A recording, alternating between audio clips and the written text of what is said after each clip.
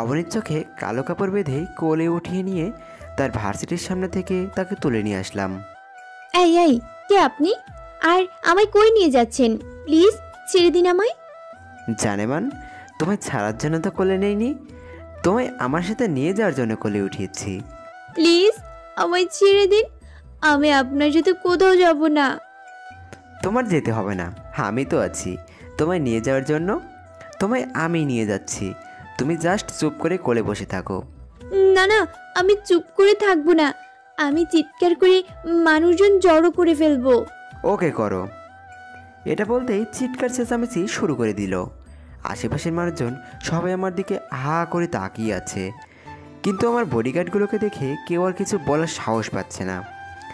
অবনী, তোমায় ভালোই ভালোই বলছি চিৎকার চেঁচামেচি না করতে, তাহলে কিন্তু খারাপ হবে বলে দিলাম। প্লিজ হেল্প মি, কেউ আমাকে বাঁচান। মেয়েটাকে বারণ করা সত্ত্বেও মেয়েটা চেঁচামেচি করছে। মানুষজন এবার আরও বাঁকা চোখে তাকিয়ে আছে আমার দিকে। আরে, আপনারা সবাই আমার দিকে এমন করে তাকিয়ে আছেন কেন? আপনারা হয়তো ভাবছেন যে মেয়েটাকে আমি জোর করছি, কিন্তু না, মেয়েটা আমার স্ত্রী।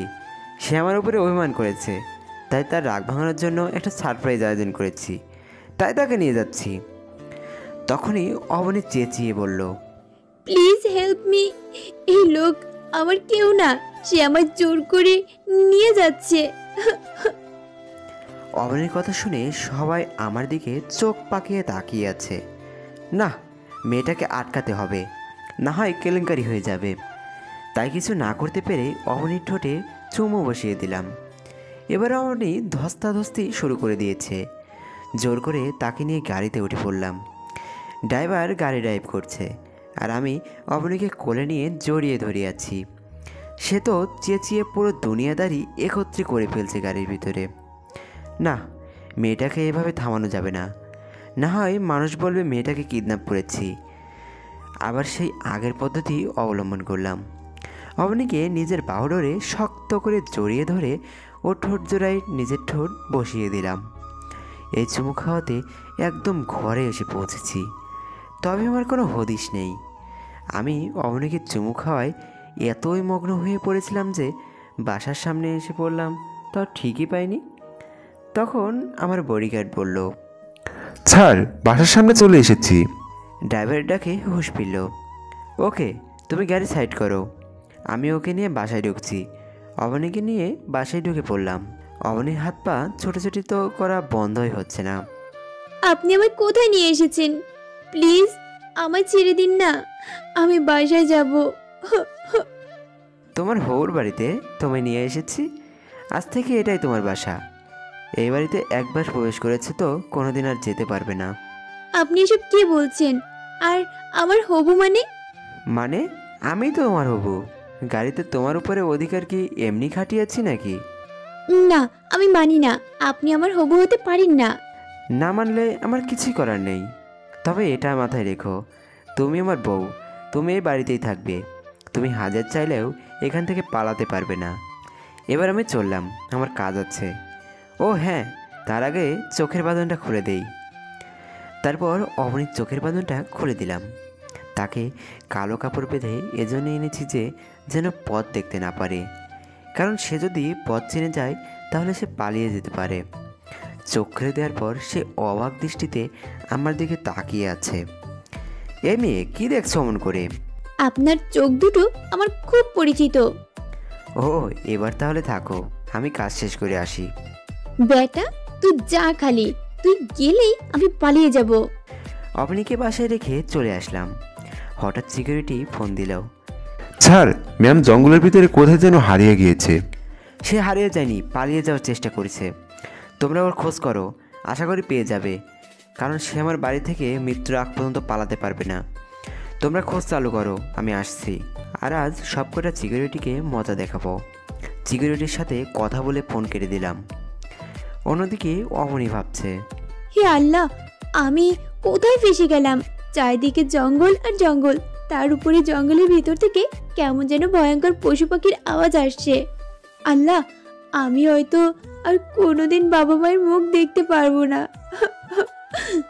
তখনই একটা বাঘ জঙ্গলের ভেতর থেকে বেরিয়ে আসে। অবনী এটা দেখে দাঁত মুখ খিচে দৌড় মারে। বাঘটাও তার পিছু নেয়। হঠাৎ দেখে বাঘটা রক্তাক্ত অবস্থায় মাটিতে পড়ে আছে, আর সামনে পাঠানের মতন সেই অপরিচিত লোকটা দাঁড়িয়ে আছে। জানেমান, তোমায় বলেছিলাম তুমি হাজার চাইলেও এখান থেকে পালাতে পারবে না। কেন বৃথা চেষ্টা করো তুমি? হ্যাঁ, প্লিজ, আমি ঘরে যাব। এই জায়গাটায় সব কয়টা পশু পাখি বসবাস করে, মানুষ বলতে কেউ থাকে না এই জঙ্গলে। আপনিও সেই কাতারের। অবনী, বারবার বলছি মানিয়ে নেওয়ার ট্রাই করো, না হয় সব দিক দিয়েই হারাবে। আমি মেনে নিলে পুরো দুনিয়া পেয়ে যাবে, আর না হয় ভিতরে ভিতরে নিজেই ধুকে ধুকে মরবে। আপনায় আমি মানব না, ব্যাস মানব না। ওকে, তোমায় মানতে হবে না, আমিই তোমায় মেনে নিলাম। এটা বলেই অমনিকে করে তুলে নিলাম। তারপর জঙ্গলের ভেতর থেকে সোজা বাসায়। উকিল সাহেবকে আসার সময় সাথে করে নিয়ে এসেছি। কাজের মহিলাকে বললাম অবনীকে সাজিয়ে দিতে। সে অবনীকে নিয়ে সাজাতে চলে গেল। আপা, কোন কালারের শাড়ি পরবেন আপনি? আমি কিছুই পরবো না, আমি বাড়ি যাব। মাথা থেকে সেই ভূত নামিয়ে ফেলেন।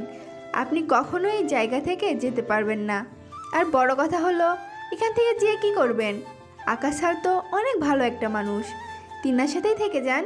তিনি বাসার পেছনে পুরো শপিং মল বানিয়ে রেখেছে। সেখানে মেয়েদের সমস্ত দামি দামি কাপড়, দামি দামি সব অলংকার মজুদ আছে। সব কিছুই তো আপনার হবে। তোমার সেই বেয়াদ্দপ আকাশচারের কোনো কিছুই আমার লাগবে না, আমি বাড়ি যাব। ম্যাম, আপনি রেডি হয়ে নিন প্লিজ, না হয় আকাশ স্যার আমার 12টা বাজিয়ে দিবে। না না না, আমি রেডি হব না তো রেডি হব না। ওকে, আমি স্যারকে গিয়ে বলছি। স্যার, ম্যাম নাকি রেডি হবেন না। ওকে, আমি দেখছি। সোজা গিয়ে অবনীকে রুম থেকে কোলে তুলে বাইরে নিয়ে আসলাম। উকিল সাহেব, আপনি বিয়ে পড়ান।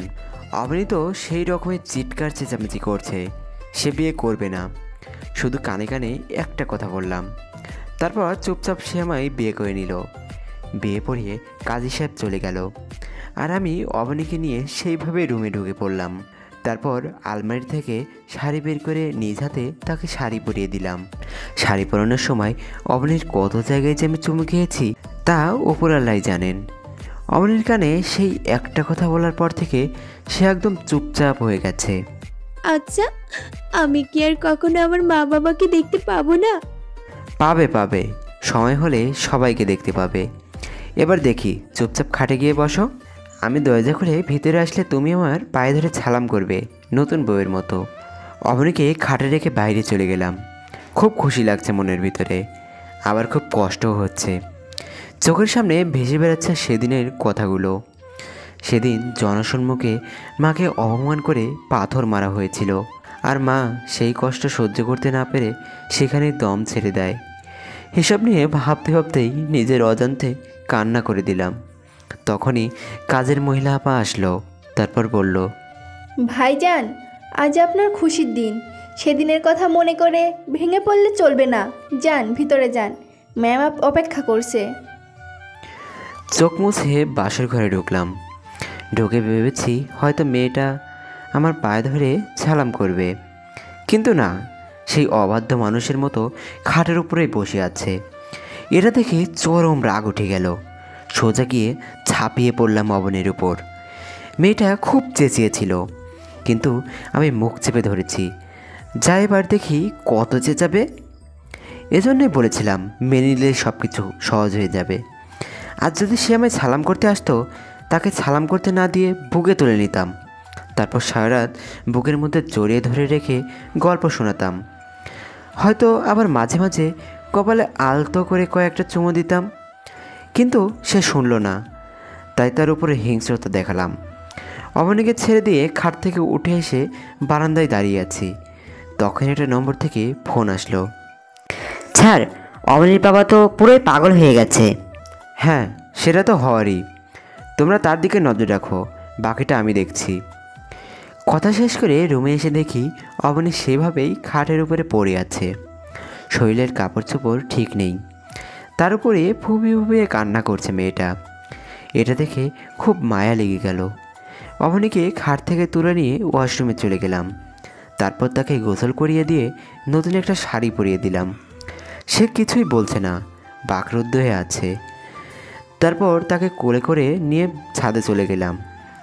ময়না পাখি, আমাকে মাফ করে দিও। তুমি যদি আমার কথা শুনতে তাহলে আজ এত কষ্ট পেতে না। আচ্ছা থাক, যা হয়েছে হয়েছে, এবার সব কিছু ভুলে যাও। ছাদের উপরে বসেই অনেকটা সময় একা একা বক বক করলাম। অবনী কোনো কথাই বলল না। তারপর তাকে নিয়ে নিচে চলে গেলাম। নিচে গিয়ে শুয়ে পড়লাম। সকালবেলা ঘুম থেকে উঠে দেখি অবনী মাটিতে পড়ে আছে। অবাক হয়ে গেলাম অবনীর এরূপ আচরণ দেখে। দামি খাট ফেলে রেখে মাটিতে কেন শুতে হবে তার? না, কোনো একটা ঘাবলা আছে। অবনীকে ডাক দিলাম, সে আমার ডাকের কোনো উত্তর দিল না। সেই রকমভাবেই মাটিতে পড়ে আছে। অবনী বলে ওকে নাড়া দিতেই আমার চোখ জোড়া কপালে উঠে গেল। তার নাক মুখ দিয়ে রক্ত বের হচ্ছে। তার নাকের সামনে হাত দিয়ে দেখলাম শ্বাস নিচ্ছে কিনা, কিন্তু না, কোনো সারা শব্দ নেই। তার মানে কি অবনী সত্যিই আমায় ছেড়ে চলে গেল? এত কিছু হয়তো অবনী সহ্য করতে পারেনি, তাই সে সুসাইড করেছে। অবনীকে জড়িয়ে ধরে সজোরে একটা চিৎকার করে উঠলাম। এই মেয়ে মারা গেলে আমার দুনিয়াদারি সমস্ত কিছুই শেষ। তখনই ঘুমটা ভেঙে গেল। আশেপাশে ভালো করে তাকিয়ে পরিস্থিতিটা বোঝার ট্রাই করলাম। সব কিছু তো ঠিকঠাকই আছে। তার মানে কি এতটার সময় আমি স্বপ্ন দেখলাম? পাশ থেকে অবনী আমার দিকে চোখ পাকিয়ে তাকিয়ে আছে। অবনী, তুমি ঠিক আছো তো? ঠিক আছি কি না জানি না, তবে জীবিত আছি। অবনী, কী সব বলছো তুমি উল্টাপাল্টা? যা বলেছি ঠিকই বলেছি। গতকাল রাতেই তো আমায় মেরে ফেলেছেন। হায়নার মতো যখন আমার শরীরটাকে নিজের আয়ত্তে নিয়েছে তখনই তো আমার মৃত্যু হয়েছে। শুধু দেহটা দুনিয়ায় লটকে আছে। চাপ নেই, দেহটাও কিছুদিনের মধ্যে 3.5 হাত মাটির নিচে গচে যাবে। অবনীর মুখে এমন ধরনের কথা শুনে বুকের ভিতর কেমন যেন ধূপধূপনে শুরু হয়ে গেল। জানি না কি আছে এই মেয়ের মাঝে। উদ্দেশ্য ছিল একরকম, কিন্তু আমি নিজের উদ্দেশ্য ছেড়ে মেয়েটার প্রতি দুর্বল হয়ে গেলাম এক রাতের মধ্যেই। মেয়েটা আমার মন কেড়ে নিয়েছে। না, ওর কিছু হতে দেয়া যাবে না। সে রাজত্ব করবে আমার মনের সিংহাসনে। অবনী, তুমি অলক্ষণে কথা বলো না প্লিজ। মেয়েটাই যে আমি অলক্ষণে? অবনী, তুমি মোটেও অলক্ষণে না, আর তোমার কিছু হতে দিব না আমি। এটা বলেই অবনীকে নিচের বুকে টেনে নিলাম। একদম পাসকল করে মেয়েটাকে জড়িয়ে ধরেছি। জড়িয়ে ধরে তার ঠোঁট কপালে থুতনুতে পাগলের মতো চুমু খেতে আরম্ভ করলাম। সে চুপচাপ আমার বুকে পড়ে আছে। মনে হয় যেন তার মধ্যে কোনো মোহই নেই। সে যেন নিরামিষ প্রকৃতির একটা মানুষ। তৎক্ষণাৎ মনে পড়ল তার উপর জোর খাটাচ্ছি আমি। আপনাকে একটা কথা জিজ্ঞেস করব? হ্যাঁ, করো। আপনার শরীরের ঘ্রাণ আমার আমার খুব পরিচিত। কেন জানি মনে হয় আপনি আমার খুব কাছের কেউ। আর তাছাড়া আপনি আমার নামও জানেন। হয়তোবা তোমার কাছে কেউ, আর তোমায় উঠিয়ে নিয়ে এসেছি, আর তোমার নামটা আমি জানবো না, এমনটা কি করে হয়? লোকটার কথা শুনে নিজের উপরে ঘৃণা হচ্ছে। লোকটা আমার শরীরে জোর খাটিয়েছে। সেই শরীরটাই যেন অপবিত্র মনে হচ্ছে এখন নিজের কাছে। কি হলো, কথা বলছো না যে? আপনার মতো নরপশুর সাথে কি কথা বলবো? মানুষ নন তো আপনি। মানুষ হলেই না হয় কথা বলতাম।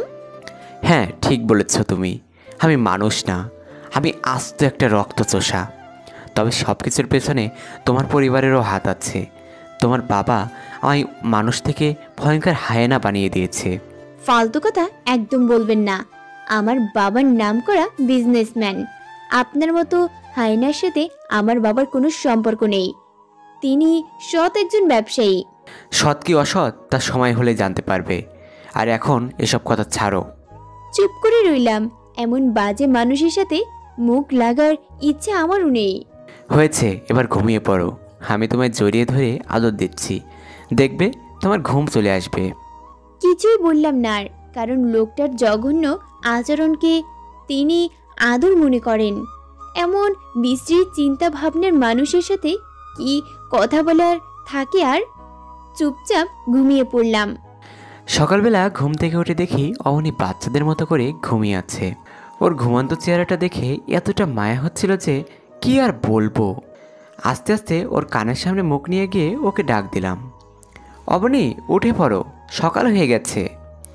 সে মিটমিট করে চোখ খুলল। কপালে কয়েকটা চুমু এঁকে দিলাম তার। আদর দিয়ে দিয়েছি, এবার উঠে বসো, আমি তোমায় ফ্রেশ করানোর জন্য নিয়ে যাব। কেন, আমার কি হাত পা নেই নাকি? না আমি প্রতিবন্ধী? না তেমন কিছু না, তবে আমি চাই না যে তোমার পা জমিনে পড়ুক। চুপচাপ উঠে বসে পড়লাম। লোকটার আধিক্যতা দেখে রাগে শরীর ফেটে যাচ্ছে, তবুও কিছু বললাম না, কারণ লোকটাকে হাজার বারণ করলেও সে আমার কথা শুনবে না। অবনীকে কোলে তুলে নিলাম। কাজের মহিলা এসে একটা শাড়ি দিয়ে গেল। অবনীকে কোলে করে নিয়েই ওয়াশরুমে চলে গেলাম। তারপর তাকে নিয়েই গোসল করিয়ে দিলাম। গোসল করিয়ে দিয়ে টাওয়াল পরিয়ে দিয়ে কোলে করে নিজের রুমে নিয়ে আসলাম। মেয়েটা একদম চুপচাপ হয়েছিল, মনে হচ্ছিল যেন স্বামীর বাধ্য বউ। তারপর তাকে নিজের হাতে শাড়ি পরিয়ে দিলাম। যখন শাড়ির কুচ দিব তখন তার ধবধবে সাদা পেটের দিকে নজর যায়। হয়ে গেল, ব্যাস মাতাল হয়ে গেলাম। শাড়ির কুচি দেওয়া বাদ দিয়ে রেখে ওর পেটের মধ্যে চুমু খেতে আরম্ভ করে দিলাম। মেয়েটা লজ্জায় চোখে হাত দিয়ে রেখেছে, কিন্তু আমার তো হুঁশই ঠিক নেই। কখনো কি শুনেছেন যে মাতালের হুঁশ ঠিক থাকে?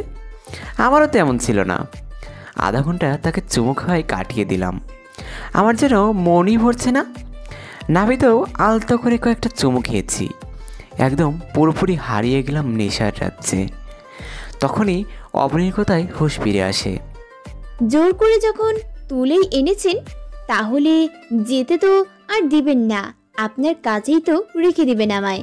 তাহলে একেবারে এত চুমু খাওয়ার মানেটা কি? অবনীর কথা শুনে 3000 ভোল্টের একটা শক খেলাম। আরে অবনীটা কি বললো? অবনী, তুমি কি বলেছো তুমি নিজে জানো? জানবো না কেন? এতটা সময় কোনো কিছুর মোহে আটকে থাকা ঠিক না। তার মানে তুমি বলতে চাইছো জিনিস একটা যখন কিনেছি সেটাকে একবারেই খরচ না করতে, ধীরে ধীরে ব্যবহার করতে? কই, আমি এটা কখন বললাম? এটা না বললেও তোমার কথার মানেটা এমন যে তোমায় ঘন্টাখানেক নিজের কাছে আটকে না রেখে মাঝে মাঝে কাছে টানার জন্য। না, আমার কথার মানে মোটেও এমন না।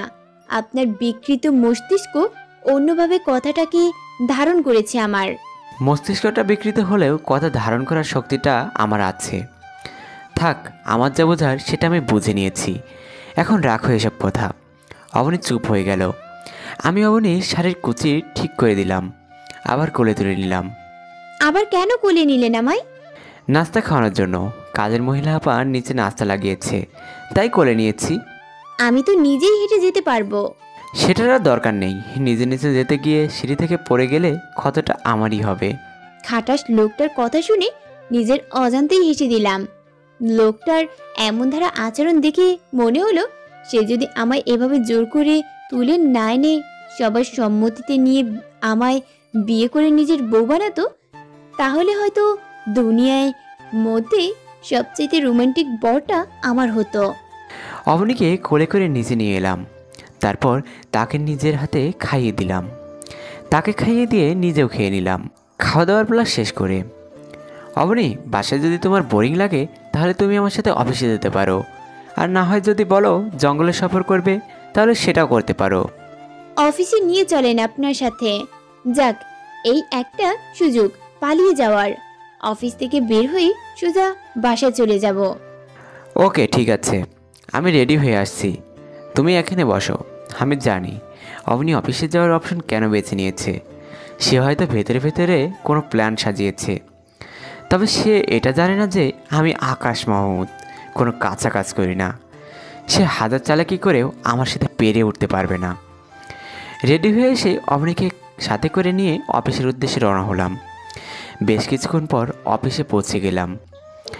অফিসে পৌঁছে আমি আমার কাজে মন দিয়েছি। অবনী আমার কেবিনে লক্ষ্মী মেয়ের মতো বসে আছে। মেয়েটা হয়তো বসে বসে বোরিং লাগছে, আমি না হয় আমার কাজ করছি দেখে বোরিং লাগছে না, কিন্তু মেয়েটার তো কোনো কাজ নেই। একটা মানুষ আর কতটা সময় বসে থাকতে পারে? অবনী, তুমি গিয়ে ঘুরে ঘুরিয়ে পুরো অফিসটা দেখো। এই সুযোগটার অপেক্ষায় তো ছিলাম এতটা সময়। এবার সোজা পালিয়ে যাব। খাটাসের ক্যাবিন থেকে বেরিয়ে ফাঁক খুঁজছিলাম কখন সুযোগ পাবো। এদিকে সেদিকে তাকিয়ে ভালো করে সবকিছু নিজের আয়ত্তে করে নিলাম। সবাই কাজে বিজি হয়ে পড়েছে। এই সুযোগে এবার আমি পালিয়ে যাব। সোজা অফিসের গেট দিয়ে বের হয়ে গেলাম। অফিসের বাইরে বের হয়ে পা রাখতেই একজাক সিকিউরিটি আমার পথ আটকালো। ম্যাম কোথায় যাচ্ছেন? আল্লাহ, ধরা পড়ে গেলাম। এবার কি বলবো আমি? আসলে অফিসটা ঘুরে ঘুরে দেখছিলাম। ম্যাম অফিসের ভিতরের পরিবেশটি দেখুন, স্যারের অনুমতি নেই আপনাকে বাইরে যেতে দেওয়ার। মেজাজটা পুরো ডাঙায় উঠে গেল। তাও নিজেকে শান্ত রেখে ক্যাবিনে চলে এলাম। কি পালাতে পারলে না? আপনি হয়তো সবটাই আগে থেকে জানতেন, তাই না? বেশি কিছু বলবো না, শুধু একটা কথাই মাথায় রেখো, আমি কোনো কাঁচা খেলোয়াড় না। তুই আস্ত একটা খাটাস। মনে মনে আমাকে গালি দিয়ে লাভ নেই, চুপচাপ এই চেয়ারটাতে বসে পড়ো, আর কিছুক্ষণের মধ্যে বাসায় চলে যাব আমরা। চেয়ারটাতে বসে আছি, আল্লাহ না জানি বাসায় গেলে লোকটা আমার সাথে কিরূপ আচরণ করে। কিছু সময়ের মধ্যে কাজ শেষ করে বাসার উদ্দেশ্যে রওনা হলাম। রাস্তার ধারের দেওয়ালগুলোতে অবনীর ছবি টাঙানো। অবনী, দেখো তোমার ছবি। এটা বলতেই অবনী হাসতে আরম্ভ করলো।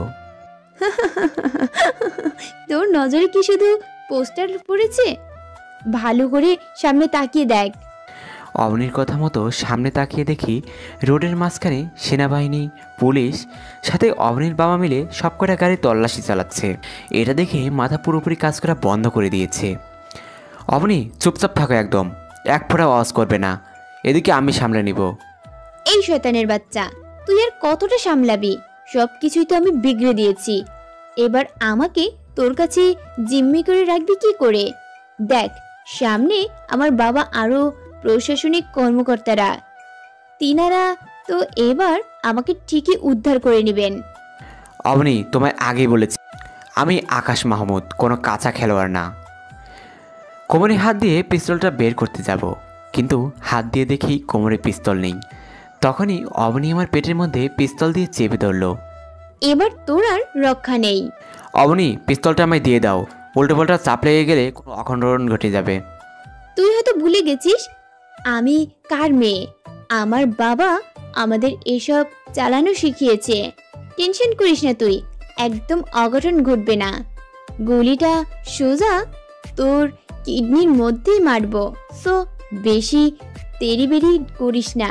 ভালো চাস তো চুপচাপ নিজেকে পুলিশের হাতে সঁপে দে। অবনীর কথা শুনে পায়ের নিচ থেকে মাটি যেন সরে গেল আমার। আল্লাহ, এখন অবনীকে ওদের হাত থেকে কী করে বাঁচাবো আমি? ওরা তো আমার কাছ থেকে অবনীকে চিরতরে ছিনিয়ে নিয়ে যাবে। মাথায় যেন কিছুই খেলছে না। না, নিজেকে শান্ত করতে হবে আগে। সামনে আমার কঠিন পরীক্ষা। কিছুটা সময় নিজেকে রিল্যাক্স করার জন্য নিলাম। তারপর হুট করেই অবনীর হাত থেকে গুলিটা হেঁচকে টান দিয়ে নিজের কাছে নিয়ে নিলাম। কিন্তু এর মধ্যেই অঘটন ঘটে গেছে। অবনী গুলি চালিয়ে দিয়েছে। হয়তো আমার শেষটা এভাবেই লেখা ছিল। নিজের শরীরের দিকে তাকিয়ে দেখি আমার তেমন কিছুই হয়নি। বুলেট আমার পেটের আলতো চামড়া ঘেঁষে চলে গেছে। বেশি কিছু না হলেও মোটামুটি ক্ষতি হয়েছে আমার। পেট থেকে রক্ত পড়ছে। ভাগ্যিস গুলিটাতে সাইলেন্সার লাগানো ছিল, তাই তেমন আওয়াজ হয়নি। অবনী আমার সাথে ধস্তাধস্তি শুরু করে দিল গুলিটা নেওয়ার জন্য। না, এবার অতিরিক্ত হয়ে গেছে। মেয়েটাকে আটকানো দরকার। অবনীর গলায় হাত দিয়ে ওর শ্বাসনালীতে আঙ্গুল মেরে দিলাম। সাথে সাথে সে বেহুশ হয়ে গেল। স্যার আপনি ঠিক আছেন তো? হ্যাঁ, আমি ঠিক আছি। আমাকে নিয়ে তোদের টেনশন করতে হবে না। তোরা তাড়াতাড়ি ম্যামকে সামলা। আমি যেখানে যাই না কেন আমার সাথে গার্ড থাকে। ওরাও অবনীকে পিছনের সিটে শুইয়ে দিল। ঠিক তখনই সেনাবাহিনীর একজন আমার গাড়ি আটকায়। এই যে মিস্টার, গাড়ি থেকে নামেন। আমি ক্ষতটাকে ঢেকে ফেললাম সাথে সাথে। তাড়াতাড়ি নামেন গাড়ি থেকে, গাড়ির তল্লাশি করব। Okay sir, 1 minute. পকেট থেকে একটা কার্ড বের করে সেনাবাহিনীর হাতে দিলাম। আরে আপনি বিজনেসম্যান আকাশ সাহেব না? হ্যাঁ স্যার দুঃখিত, আপনি চলে যেতে পারেন। সেনাবাহিনী আমায় ছেড়ে দিল, কারণ নাম আমিও কম কামাইনি। আকাশ মাহমুদকে মোটামুটি অনেক মানুষই চেনে, আর অবনীর বাবাও হয়তো আমার দিকে খেয়াল করেনি। অন্য গাড়ি তল্লাশিতে বিজি ছিল। ড্রাইভার গাড়ি ড্রাইভ করছে। এদিকে আমার পেটের মধ্যে পেইন শুরু হয়ে গেল। মনে হচ্ছে যেন রুহটা বের হয়ে যাবে। ড্রাইভার তাড়াতাড়ি গাড়ি ড্রাইভ করে বাসায় নিয়ে আসলো। এই অবস্থাতেই অবনীকে গাড়ি থেকে নামিয়ে কোলে তুলে নিলাম। তারপর নিজের রুমে এনে শুয়ে দিয়েছি। এই যে শোনো, তোমরা ম্যামের পাহারায় থেকো, আর জ্ঞান ফিরে আসলে আমাকে খবর দিও তোমরা। ওকে স্যার, কিন্তু আপনি কোথায় যাচ্ছেন? আপনার তো ডক্টরের কাছে যাওয়া উচিত। লালু আমার পার্সোনাল ডক্টরকে ফোন করে আসতে বলে দিয়েছে। লালু আমার পার্সোনাল বডিগার্ডের নাম। একটু পর ডক্টর বাসায় চলে আসলো। আরে আকাশ ভাই, কি করে হলো এটা? ডক্টর সাহেব, কী যে বলবো আপনাকে, আসলে পথের মধ্যে একটা ঝামেলা হয়ে গিয়েছিল, যার দরুন চোট পেয়েছি। আকাশ ভাই, আপনিও না একটু সাবধানে থাকবেন তো নাকি? এভাবে চলতে থাকলে তো আপনার অবস্থা 12টা বেজে যাবে। আজ পর্যন্ত এমন কোনো পেশেন্ট আমি দেখিনি আপনার মতো, যে মাসে কম করে হলেও 3 থেকে 4 বার আমার সাথে সাক্ষাৎ করে। কী করবো ডাক্তার সাহেব, খোদা যে আপনার সাথে বারবার দেখা হবে সেটা লিখেই রেখেছে। ভাই যাই হোক না কেন, এবার একটু ভালো করে নিজের খেয়াল করবেন। আমি ক্ষত জায়গায় ওয়াশ করে দিয়েছি, আর এই যে কিছু মেডিসিনের নাম লিখে দিলাম, সেটা কন্টিনিউস করবেন। আচ্ছা ডক্টর সাহেব। এবার তাহলে আমি চললাম। ডক্টর সাহেব চলে গেলেন। পেইন করছে জায়গাটা প্রচণ্ড রকমের, তবে এটা ভেবে শান্তি লাগছে যে অবনীকে আমার কাছ থেকে কেউ কেড়ে নিয়ে যেতে পারেনি। কিন্তু অবনী আজ আমার মৃত্যুর চৌকাঠ পর্যন্ত পৌঁছে দিয়েছিল। ভাগ্যিস ওপরওয়ালা আমায় রক্ষা করেছে। আমি একটা জিনিস এই ভেবে পাচ্ছি না যে দুনিয়ায় যাকে বেশি ভালোবাসে সে এতটাই বেশি অবহেলা পায়। স্বার্থপরের দুনিয়া। এই দুনিয়ায় আসলে ভালো মনের মানুষের দাম নেই। এসব নিয়ে ভাবছিলাম, তখনই গার্ড এসে খবর দিল। স্যার, ম্যাডামের জ্ঞান ফিরেছে। ওকে, আমি আসছি। অবনীর কাছে চলে গেলাম। সে বিছানায় শুয়ে শুয়ে দেওয়ালের চারপাশটা ঘুরে তাকাচ্ছে। আরে অবনী, এভাবে খুঁটিয়ে খুঁটিয়ে দেখে কোনো ফায়দা নেই। এটা আমার বাড়ির 4 দেওয়াল, তোমার বাড়ির 4 দেওয়ালে তোমায় যেতে দেয়নি। কিরে, তুই আমার সেনাবাহিনীর চোখে ফাঁকি দিয়ে এখানে নিয়ে আসলি কি করে? আগেই বলেছি অবনী আমি তোমায় যে আমি কোনো কাঁচা খেলোয়াড় না। তুই আসলেই সন্ত্রাস। অবনী, মুখের ভাষা ঠিক করো, না হয় চিরতরে বাবা মায়ের মুখ দেখতে পারবে না। ভালো রূপটাই সবসময় দেখার চেষ্টা করিও, না হয়তো বাপ বেটি কাউকে ছাড়বো না। 3.5 হাত মাটি ঘুরে সেখানে বাপ বেটি দুজনকেই কবর দিয়ে আসবো। মানুষটার কথা শুনে চুপসে গেলাম, কারণ যেই মানুষটা আমায় কিডন্যাপ করার মতন জঘন্য কাজ করতে পারে সে যে আমায় মেরে ফেলবে না তার কোনো নিশ্চয়তা নেই। সারাটা দিন পেটের ব্যথা নিয়ে কাটিয়ে দিলাম। রাতের বেলায় নিজের রুমে চলে গেলাম। গিয়ে দেখি অবনী বিছানায় শুয়ে আছে। আমিও অবনীর পাশে শুয়ে গেলাম। বিছানায় শুয়ে ওকে টান দিয়ে নিজের কাছে নিয়ে এসেছি। তখনই সে আমায় ধাক্কা দিয়ে নিজের কাছ থেকে সরিয়ে দিল। সাথে সাথে পেটের ব্যথাটা আরও দ্বিগুণ হয়ে গেল। পেটের দিকে খেয়াল করে দেখি পেট থেকে চুইয়ে চুইয়ে রক্ত পড়ছে। অবনীমায় ধাক্কা দেওয়ার সময় ওর হাতটা আমার পেটে গিয়ে লাগে, যার ফলে ক্ষতটা থেকে রক্ত পড়া আরম্ভ করেছে। পেটের ব্যথা নিয়ে অবনীর দিকে অসহায় চোখে তাকিয়ে আছি। সেও আমার দিকে তাকিয়ে আছে। হয়তো কিছুটা আন্দাজ করতে পেরেছে সে। সো সরি, আমি আসলেই ইচ্ছে করে এমনটা করিনি। ইচ্ছাই হোক বা অনিচ্ছাই হোক, আঘাত তো করেছে তুমি। এবার তো শান্তি হয়েছে তোমার। আমি কষ্ট দিয়ে যখন তুমি শান্তিই লাগে তবে তুমি তাই করো, কোনো সমস্যা নেই। কিন্তু এবার তো কাছে আসো। মানুষটার কাছে এগিয়ে গেলাম। সে আমায় 2 হাত দিয়ে নিজের বাহুর মধ্যে আগলে নিল। মানুষটার পেট থেকে রক্ত পড়ছে, তাও সে আমায় নিজের কাছে আগলে ধরে রেখেছে। মানুষটার জন্য খুব খারাপ লাগছে। চাইলে সে আমায় কষে 2টা থাপ্পড় লাগিয়ে দিতে পারত, কিন্তু সে তা করেনি। উল্টো আমায় ভালোবেসে নিজের কাছে টেনে নিয়েছে। মানুষটার এরূপ আচরণ দেখে নিজেকে যেন পাষাণ মনে হচ্ছে। সত্যি, মানুষটা হয়তো মন খুলে ভালোবাসতে জানে। অমনিকে জড়িয়ে ধরে ওর কপালে, ঠোঁটে, গলায় পাগলের মতো চুমো খেতে লাগলাম। সে আমায় 2 হাত দিয়ে জড়িয়ে ধরে রেখেছে। যেই মেয়ের উপরে জোর খাটাচ্ছি আমি, সেই মেয়ে আমাকে জড়িয়ে ধরে রেখেছে। জিনিসটা কেমন যেন অদ্ভুত লাগছে। অমনি, তুমি ঠিক আছো তো? একটু আগে তো জড়িয়ে ধরতে সময় বাধা দিলে, কিন্তু এখন তোমায় চুমু খাচ্ছি, তাও কিছু বলছো না? সেটা অন্য কারণে দিয়েছি, কিন্তু এখন আর দেই না। আপনার যত ইচ্ছে হয় আপনি আমায় চুমু খান, আমি কিছুই বলবো না। অদ্ভুত লাগছিল এতটা সময়, কিন্তু এখন যেন বড়সড় একটা শক খেলাম। মেয়েটা আমায় নিচ থেকে চুমু খেতে বলেছে। এ তো মেঘনা চাইতেই বৃষ্টি। ধুর, যা হয় হবে।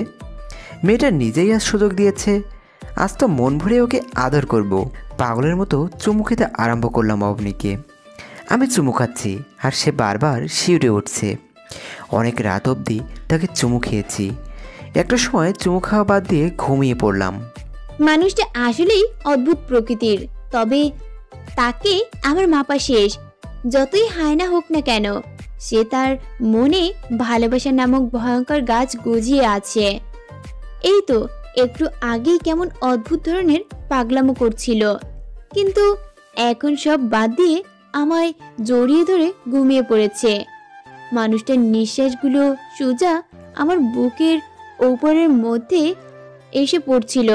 কেমন বাচ্চাদের মতো করে ঘুমিয়ে আছে মানুষটা। ইস, দেখেই কেমন যেন লোভ হচ্ছে।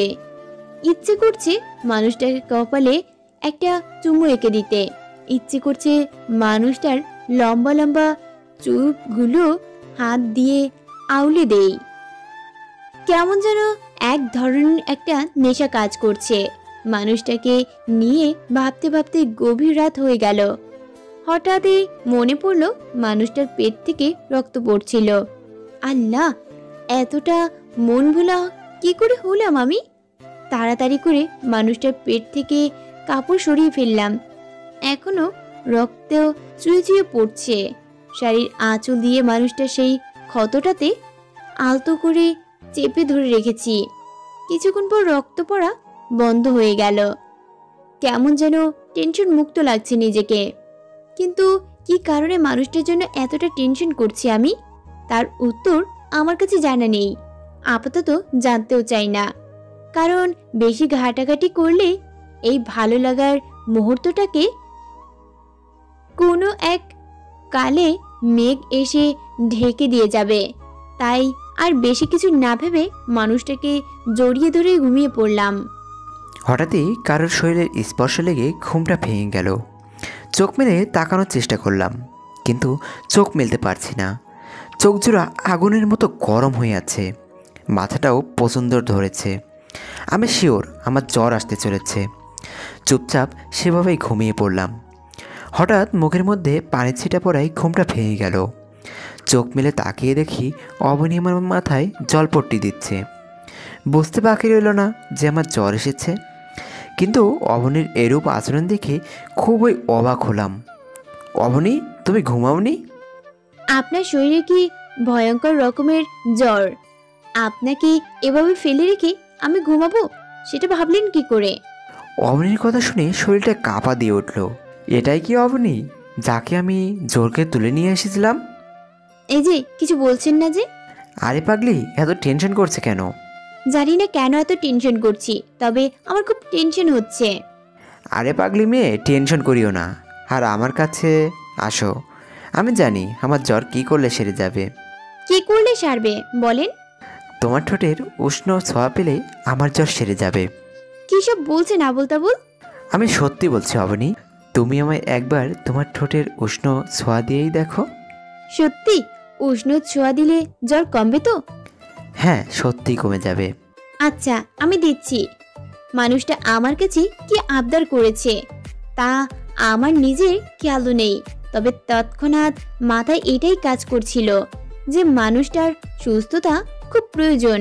মানুষটাকে সুস্থ হলেই হয়তো আমার কলিজা তৃপ্তি পাবে। কোনো কিছু না ভেবে মানুষটার ঠোঁটে ঠোঁট বসিয়ে দিলাম। অগ্নিশিখার মতন গরম হয়ে আছে ঠোঁট জোড়া। মনে হয় যেন আগুনের দলা গালে নিয়ে রেখেছে। তবে তৎক্ষণাৎ কেন জানি আগুনের দলাটাকেই খুব প্রিয় হয়ে উঠেছিল আমার। পাগলের মতন চুমু খাচ্ছি মানুষটার ঠোঁট জোড়ায়। কোথায় শুরু কোথায় শেষ কিছুই জানি না আমি। এরপর আর কিছুই মনে নেই। মানুষটার ঠোঁটে চুমু খেতে খেতে কখন যে ঘুমিয়ে গেছি তা নিজেও জানি না। সকালবেলা ঘুম থেকে উঠে দেখি অবনী আমায় শক্ত করে জড়িয়ে ধরে রেখেছে। মনে হয় যেন সে আমায় ছেড়ে দিলেই আমি পালিয়ে যাব। নিজেকে অবনীর কাছ থেকে ছাড়িয়ে বিছানা থেকে উঠে পড়েছি। গোসল করার প্রয়োজন খুব। কাপড় চোপড় নিয়ে ওয়াশরুমে ঢোকার জন্য পা বাড়ালাম। তখনই ফোনটা বেজে উঠল। গিয়ে ফোনটা রিসিভ করলাম। ফোনটা রিসিভ করতেই অপর পাশ থেকে কান্নার আওয়াজ কানে ভেসে আসলো। কিরে, কি হয়েছে? কান্না করছিস কেন? আমার কথার প্রত্যুত্তরে অপর পাশ থেকে যা বলল তা শুনে জায়গার মধ্যে থ হয়ে দাঁড়িয়ে গেলাম। হাত থেকে ফোনটা ফ্লোরের উপর পড়ে গেল, পড়ে দুটুকরো হয়ে গেছে। কথাগুলো শোনার পর যেন আমার পুরো দুনিয়াদারি নিমিষেই থমকে গেল। ঠাই দাঁড়িয়ে আছি সেখানেই। হঠাৎ অবনী পেছন থেকে এসে আমায় জড়িয়ে ধরল। এই যে, আপনার কি হয়েছে? হঠাৎ কি এমন হলো যে এমনভাবে চমকে গেছেন আপনি? না, কিছুই হয়নি আমার। আর তুমি ঘুম থেকে উঠলে কখন? আপনার ফোনের আওয়াজে ঘুম ভেঙে গেছে আমার। আরে সেই সব কথা রাখেন এখন, প্লিজ বলেন না কি হয়েছে। আপনাকে চিন্তিত দেখে আমার খুব খারাপ লাগছে। ছোট বোন ফোন দিয়েছিল। মা হারানোর পর যে মানুষটাকে মা বলে ডেকেছি তিনি নাকি খুব গুরুতরভাবে অসুস্থ। আগেও অসুস্থ ছিল, কিন্তু আজ ভোর 5টায় নাকি অনেক বেশি অসুস্থ হয়ে পড়েছে। নিঃশ্বাসও নিতে পারছে না নাকি ঠিক মতো। ডক্টররা মাস্ক লাগিয়ে রেখেছে মুখে। মানুষটার কথা শুনে খুব খারাপ লাগছে। যেই মানুষটাকে গতকাল আমি দেখতে পারতাম না, আজ তার কষ্টে আমার কষ্ট হচ্ছে। বিষয়টা কেমন অদ্ভুত না? হ্যাঁ, অবশ্যই অদ্ভুত। মানুষটা আমায় কি জাদু করেছে তা উপরওয়ালাই জানেন। আচ্ছা, তাহলে এখন কি করবেন? হসপিটালে যাব। কিন্তু আপনার শরীরও তো বেশি একটা ভালো না। সমস্যা নেই, তুমি তো আছো আমার কেয়ার করার জন্য। কিন্তু ছোট বোন মিলি সব কিছু একা সামলাতে পারবে না। আম্মুর আমাকে খুব প্রয়োজন। হ্যাঁ, ঠিক বলেছেন। আচ্ছা অবনী, তুমি কি কি নেবে তা নিয়ে নাও। আমি রেডি হচ্ছি, পরে দুজন রওনা দিব। আচ্ছা। অবনীকে সাথে নিয়ে সোজা হসপিটালে চলে আসলাম। আম্মুর এখানে অবস্থা খারাপ। ডক্টররা মুখে মাস্ক লাগিয়ে রেখেছে। নিজের কাছে যেন নিজেকে অপরাধী মনে হচ্ছে। আমি যদি আজ বাসায় থাকতাম তাহলে আম্মুর এই অবস্থা হতো না। আজ 3 দিন হসপিটালে, কোথায় খাওয়া দাওয়া, কোথায় কি, কোনো কিছুই ঠিক নেই। অবনী খুব টেনশন করছে আম্মুকে নিয়ে, সেটা তার ফেস দেখেই বুঝতে বাকি রইল না। শুধু তাই নয়, মেয়েটা আমাকে নিয়েও খুব টেনশনে ছিল। না, মেয়েটাকে বাসায় পাঠিয়ে দেই, এখানে থাকলে আরও টেনশন করবে মেয়েটা। অবনী, তুমি বাসায় চলে যাও। পাগলের মতো কথা বলবেন না একদম। আমি বাসায় চলে যাব মানে? তাহলে আপনার কেয়ার কে করবে শুনি? আপনিও যে অসুস্থ সেই জিনিসটা কি আপনার মনে আছে? আসলে সত্যিই তো সব কিছুর ভিড়ে নিজের অসুস্থতার কথাই ভুলেই গেছি। তবে অবাক করা বিষয় হলো অবনীর এইরূপ পরিবর্তন। অবনীকে কাছে টেনে নিলাম, তারপর ওকে জড়িয়ে ধরে বললাম, অবনী, তুমি সত্যি আমার লক্ষ্মী বউ। তোমার মতো মানুষকে নিজের লাইফে এনে আমার জীবন সার্থক। অনেক কয়টা চুমু এঁকে দিলাম অবনীর কপালে। ইস, কি বলে লোকটা! লজ্জায় মানুষটার বুকে মুখ লুকালাম। মানুষটার প্রতি কিভাবে দুর্বল হয়ে গেছি তা নিজেরও অজানা। আমার সমস্ত দুনিয়াদারি কেমন যেন ওনার মধ্যেই সীমাবদ্ধ হয়ে গেল। মানুষটা আমার মনকে কিভাবে পরিবর্তন করে দিয়েছে তা আল্লাহ ভালো জানেন। তবে খুবই অবাক লাগছে একটা জিনিস ভেবে নিজের কাছে। হসপিটালে আসার পর পদে পদে আমি পালিয়ে যাওয়ার সুযোগ পেয়েছি, কিন্তু তারপরেও আমি পালিয়ে না গিয়ে রয়ে গেলাম কেন? লাইফের মোড় কোন দিকে পাল্টে খেতে চলেছে কিছুই তো বুঝে আসছে না। তবু এটুকু জানি যে ভয়ঙ্কর কিছু একটা হতে চলেছে লাইফের সাথে। এই যে আমার লজ্জাবতী বউ, হসপিটালে এভাবে এতটা সময় জড়িয়ে ধরে থাকলে মানুষজন সব কাজ ফেলে রেখে আমাদের দিকেই তাকিয়ে থাকবে। লজ্জার মাত্রাটা যেন আরো বেড়ে গেল। সাথে সাথে ওনাকে ছেড়ে দিয়ে কাপড়ে মুখ লুকিয়ে ফেললাম। আচ্ছা হয়েছে, থাক, আর লজ্জা পেতে হবে না। চলো দেখি আম্মুর কি অবস্থা। ডক্টর তো রাউন্ডে ঢুকেছে, তখনই মিলে এসে বলল, ভাইয়া, আম্মুর অবস্থা আগের থেকে একটু ভালো হয়েছে, তুমি ক্যাবিনে চলো। আচ্ছা চল। আম্মুর কেবিনে গেলাম, গিয়ে দেখি আম্মু অন্যদিকে মুখ ঘুরিয়ে রেখেছে। মিলিও আমার সাথে কেমন যেন গা ছাড়া ছাড়া ভাব নিয়ে রয়েছে। বিষয়টা কি কিছুই মাথায় আসছে না। আম্মু, কেমন লাগছে এখন তোমার? কোনো কথা বলল না। আম্মু, কি হলো, কথা বলছো না যে? আম্মুর হাতটা আলতো করে ধরলাম, তখনই তিনি ঝটকা দিয়ে আমার থেকে নিজের হাতটা ছাড়িয়ে নিল। আম্মুর এমন কাণ্ড দেখে পুরোই হয়ে গেলাম। তোর সাথে কি আর কথা বলবো, বলার মতন মুখ তো নেই আমাদের। মানে কি আম্মু? মানে কি বুঝিস না? সত্যি আমি বুঝতেছি না। একা একা বিয়ে করে নিয়েছিস, আমাদের বললে কি আমরা তোর বিয়ে দিতাম না? ও আম্মু, সেই কথা। ধুর, আগে বলবে না। আম্মু, বিয়েতে শুধু কাগজে কলম হয়েছে, আর তোমাদের বলার সুযোগ এজন্যই হয়নি কারণ খুব তাড়াহুড়ায় বিয়েটা করে ফেলছি আম্মু। পরিস্থিতিই ছিল না কাউকে জানানোর। বাহ বাহ, কি সুন্দর কথা। আমাদেরও জানানোর মতন সময় ছিল না, তাই না? আম্মু, তুমি রাগ করছো কেন? প্লিজ রাগ করিও না। আচ্ছা, তোমায় না জানানোর আসল কারণটা বলি। আম্মুর কানের সামনে মুখ নিয়ে ধীরে ধীরে কিছু কথা বললাম। আমার মুখ থেকে কথাগুলো শোনার পর অবনীর দিকে হা করে তাকিয়ে আছে আম্মু। আম্মু, কী হলো, এভাবে চুপচাপ হয়ে আছো যে? বৌমাকে কিছু বলো। বৌমা, তুই আসলে প্রমাণ করে দিলি যে আবর্জনার স্তূপেও স্বর্ণ পাওয়া যায়, আর তুই সেই স্বর্ণের টুকরো। উনি কি বলছেন এসব? মাথায় তো কিছুই কাজ করছে না। কী সব আবর্জনা, তারপর স্বর্ণের টুকরোর কথা বলছেন তিনি? আমার কথার মানেটা তুই এখন বুঝবি না মা। আয় আমার কাছে আয়। ওনার কাছে যেতেই উনি আমার কপালে একটা চুমু এঁকে দিল। শোনো বৌমা, আমার ছেলেটাকে কিন্তু একদম কষ্ট দিবি না। আমার ছেলেটা যদি কোনো কারণে কষ্ট পায়, তাহলে মনে রাখিস সেই ছেলের মায়ের অভিশাপ তোর জন্য বরাদ্দ থাকবে। মানুষটার কথার প্রতি উত্তরে কিছুই বলতে পারলাম না। আর কী বা বলবো, বিয়েটা তো সুস্থভাবে হয়নি যে মানুষটাকে নিয়ে সারা জীবনের সুখে থাকার প্ল্যান করব। আচ্ছা আম্মু, বাদ দাও এখন ওসব কথা। আমি জানি অবনী আমাকে কখনোই কষ্ট দিবে না। না দিলেই হলো। আচ্ছা আম্মু, আমি ডক্টরের সাথে কথা বলে তোমায় বাড়ি নিয়ে যাওয়ার ব্যবস্থা করছি। তারপর ডক্টরের সাথে কথা বলে আম্মুকে বাসায় নিয়ে আসলাম। বাসায় সমস্ত সব কিছুর ব্যবস্থা করেছি আম্মুর। নার্স দুজনকে আম্মুর দেখাশোনার জন্য বাসায় নিয়ে আসলাম। আর এটা আমার শহরের বাসা।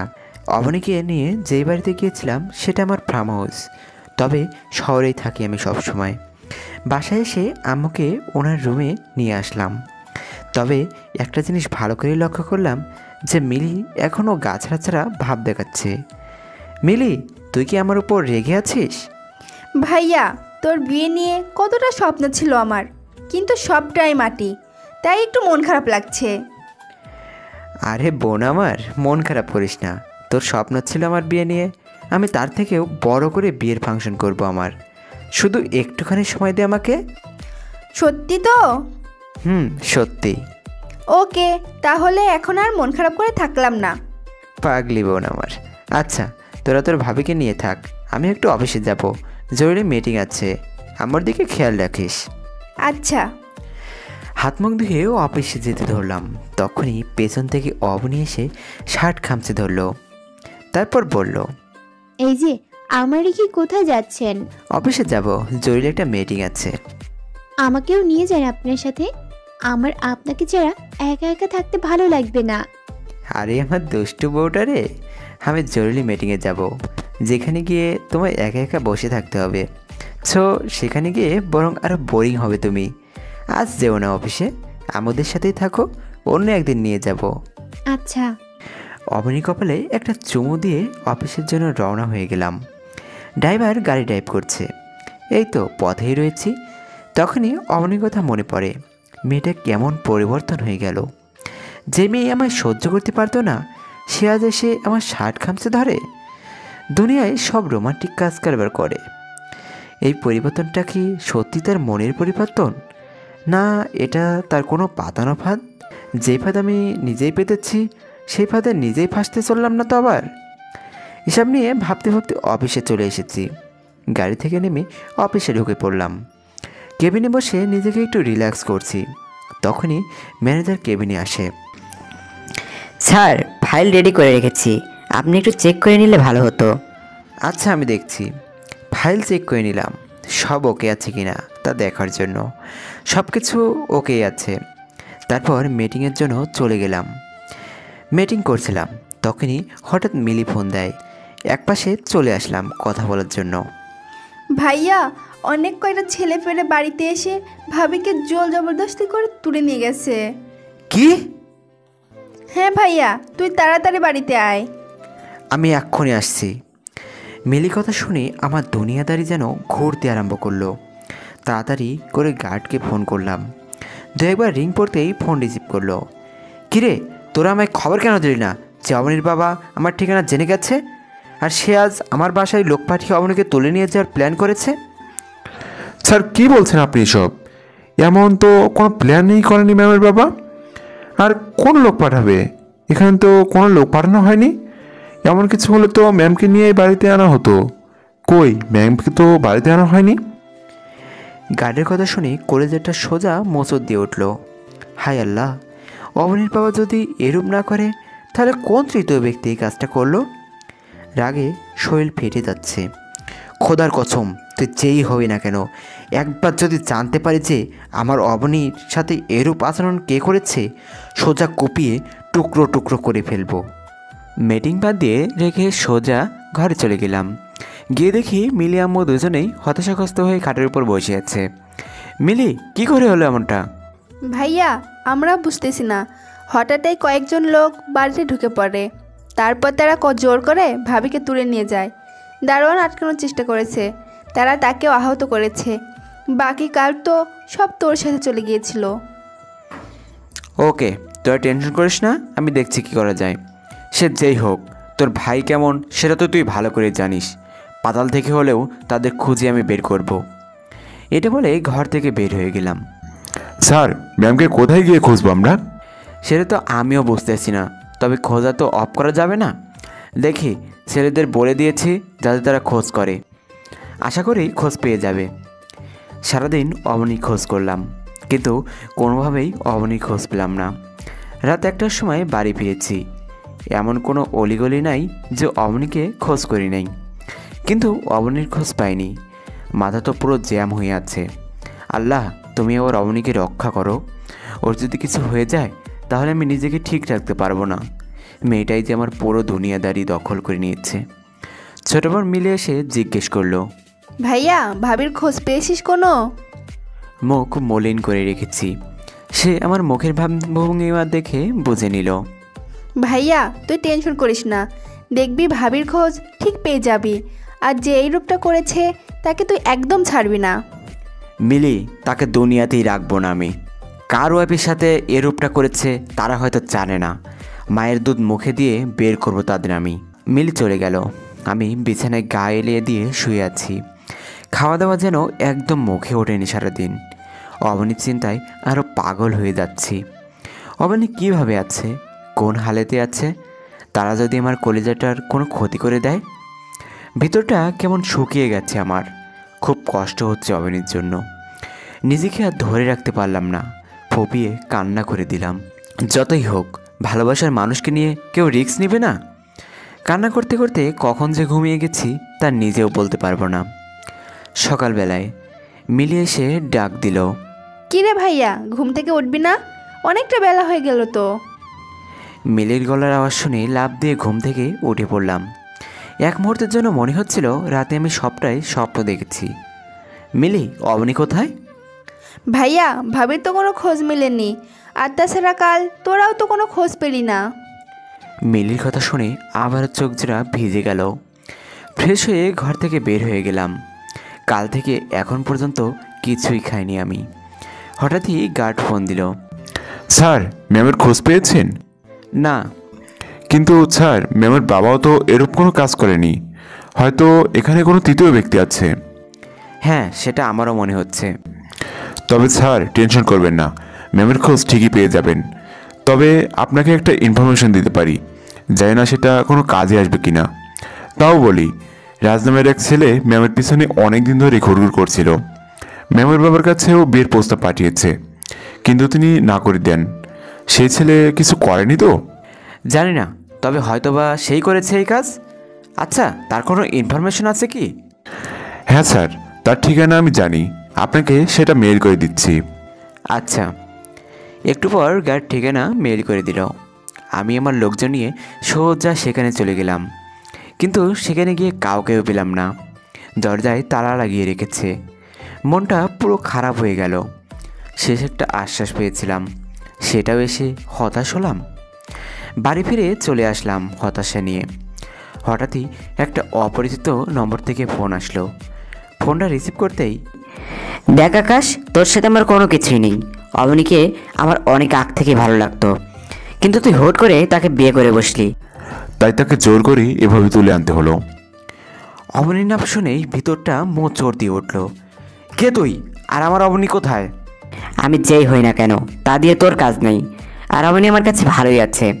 দেখ, মাঝে তুই হুট করে অবনীর জীবনে চলে এসেছিস, না হয় তাকে আমি বিয়ে করতাম। ভালো ভালোই বলছি যে অবনীর জীবন থেকে সরে যা, না হয় কিন্তু অবনীর লাশ দেখতে পাবি। কুত্তার বাচ্চা, আমার অবনীর যদি কিছু হয় তাহলে তোর জীবনের ইতিটা আমি টেনে দিব। তুই যেখানেই থাকিস না কেন, খুঁজে বের করে তোর শরীরটা জীবিত অবস্থায় মাটির নিচে পুঁতে দিব। আরে যা যা, যা পারিস গিয়ে কর। কই, আজ তো আমার খোঁজ করতে আমার বাসে গিয়েছিলে, কিন্তু আমার খোঁজ তো পেলি না। হ্যাঁ পাইনি, কিন্তু তোর খোঁজ ঠিকই বের করে ফেলবো। সেই আশা নিয়ে বসে থাক, কখনো আমার খোঁজ পাবি না তুই। খুব বড় বড় কথা বলছিস তুই, কিন্তু একটা কথা মাথায় রাখিস, চোর চুরি করলে কোনো একটা নিশানা ছেড়ে যায়। সেটা হয়তো এখন আমার হাতে লাগেনি, যেদিন লাগবে ধরে নে, সেদিন তুই জমের বাড়ি চলে যাবি। আরে যা পারিস কর গিয়ে, এখন ডাকলাম। বলেই ফোন কেটে দিল। কি হতে পারে এই ছেলে? শান্ত ঠান্ডা মাথায় ভাবতে লাগলাম। একটু আগে যার সাথে কথা বলেছি তার কথাগুলো পুনরায় ভাবতে লাগলাম। হঠাৎই মাথায় টনক নড়ে উঠল। সে কি বলেছিল যে তার বাসায় গিয়েও তার খোঁজ পায়নি? তার মানে এটা রাজই করেছে। বাছা ধন, এবার যাবি কোথায়? কিন্তু বেটাকে তো ঘরে গিয়ে পেলাম না। লোকজন সবাইকে বললাম রাজের খোঁজ বের করতে। সবাই রাজের খোঁজে নেমে পড়েছে। সেদিনটাও এভাবে পার হয়ে গেল। না পেলাম অবনীর কোনো খোঁজ, না পেলাম রাজের কোনো খোঁজ। ক্রিমিনালের নাম জেনেও আমি তাকে বের করতে পারছি না। এর চাইতে দুঃখের আর কী হতে পারে? ইচ্ছে করছে নিজের মাথায় নিজেই আঘাত করে ফাটিয়ে ফেলি। আজ 3 দিন আমার কলেজাটা নিখোঁজ। তন্ন তন্ন করে রাজকে খোঁজ করেছি, কিন্তু কোথাও পাইনি। তবে এটাই বুঝলাম না যে গিরগিটিটা কোথায় গিয়ে লুকিয়েছে। এত জায়গায় খুঁজলাম, কিন্তু কোনো খোঁজ পেলাম না। হঠাৎই মনে হলো রাজের বাসায় গিয়ে আবারও খোঁজ করা উচিত। হয়তো তার বাসায় গেলেই তার কোনো খবর পাওয়া যাবে। এই তোরা সবাই আমার সাথে রাজের বাসায় চলতো। স্যার, সেখানে না একবার গিয়েছি। হ্যাঁ, কিন্তু আমার মন বলছে সেখানে গেলেই হয়তো কোনো কিছু একটা পেয়ে যাব। এরপর লোকজন নিয়ে আবারও রাজের বাসায় রওনা হলাম। সেমভাবে দরজার সেই আগের মতোই তালা মারা। স্যার, ঘর তো আগের নাই তালা মারা। কোনো কথা না বলে চুপচাপ দাঁড়িয়ে চারপাশে দেখতে লাগলাম। খুঁটে খুঁটে বাসার আশেপাশে দেখছি ভালো করে। হঠাৎই চোখ পড়ল ঘরের পিছনে একটা দরজা। ধীরে ধীরে সেই দিকে এগিয়ে গেলাম, কিন্তু সেখানে গিয়েও হতাশ হলাম। এই দরজাতেও তালা লাগানো। স্যার, আমার মনে হচ্ছে এখানে কিছু নেই, আমাদের চলে যাওয়া উচিত। কিন্তু আমার মন বলছে এই বাড়িতেই কোনো রহস্য লুকিয়ে আছে। স্যার, দরজায় তালা মারা, তাহলে ভিতরে কীভাবে রহস্য লুকিয়ে থাকবে? আচ্ছা চলো, এখান থেকে যাওয়া উচিত। এখানে হয়তো কোনো কিছু নেই। গাড়িতে নিয়ে চলে আসতে ধরলাম। তখনই আমার শার্টের হাতাটার পাশে একটা জানালার খোঁচা লেগে ছিঁড়ে গেল, আর জানালাটা খুলে গেল শার্টের টান খেয়ে। কী ব্যাপার, সারা বাড়িতে তালা লাগানো, কিন্তু জানালাটা খোলা কেন? জানালার সামনে এসে ভেতরের দিকে লক্ষ্য করতেই দেখলাম জানালায় কোনো গ্রিল নেই। জানালা পুরো একটা দরজার মতো। একটা মানুষ অনায়াসে এখান দিয়ে যাতায়াত করতে পারবে। কোনো কিছু না ভেবে জানালা দিয়ে ভেতরে ঢুকে পড়লাম। গার্ড কয়েকজন আমার সাথে জানালা দিয়ে ভেতরে প্রবেশ করলো। ভেতরে ঢুকে ধীরে ধীরে সামনের দিকে এগিয়ে গেলাম। অনেক কয়টা কক্ষ ভিতরে, সব কয়টা আস্তে আস্তে দেখতে লাগলাম। হঠাৎই দেখি একটা কক্ষের ভিতরে অবনীকে জানালার সাথে বেঁধে রেখেছে, আর খাটের উপরে একজন লোক নাক ডাকিয়ে ঘুমাচ্ছে। এটা দেখি তো সবার চোখ জোড়া কপালে উঠে গেল।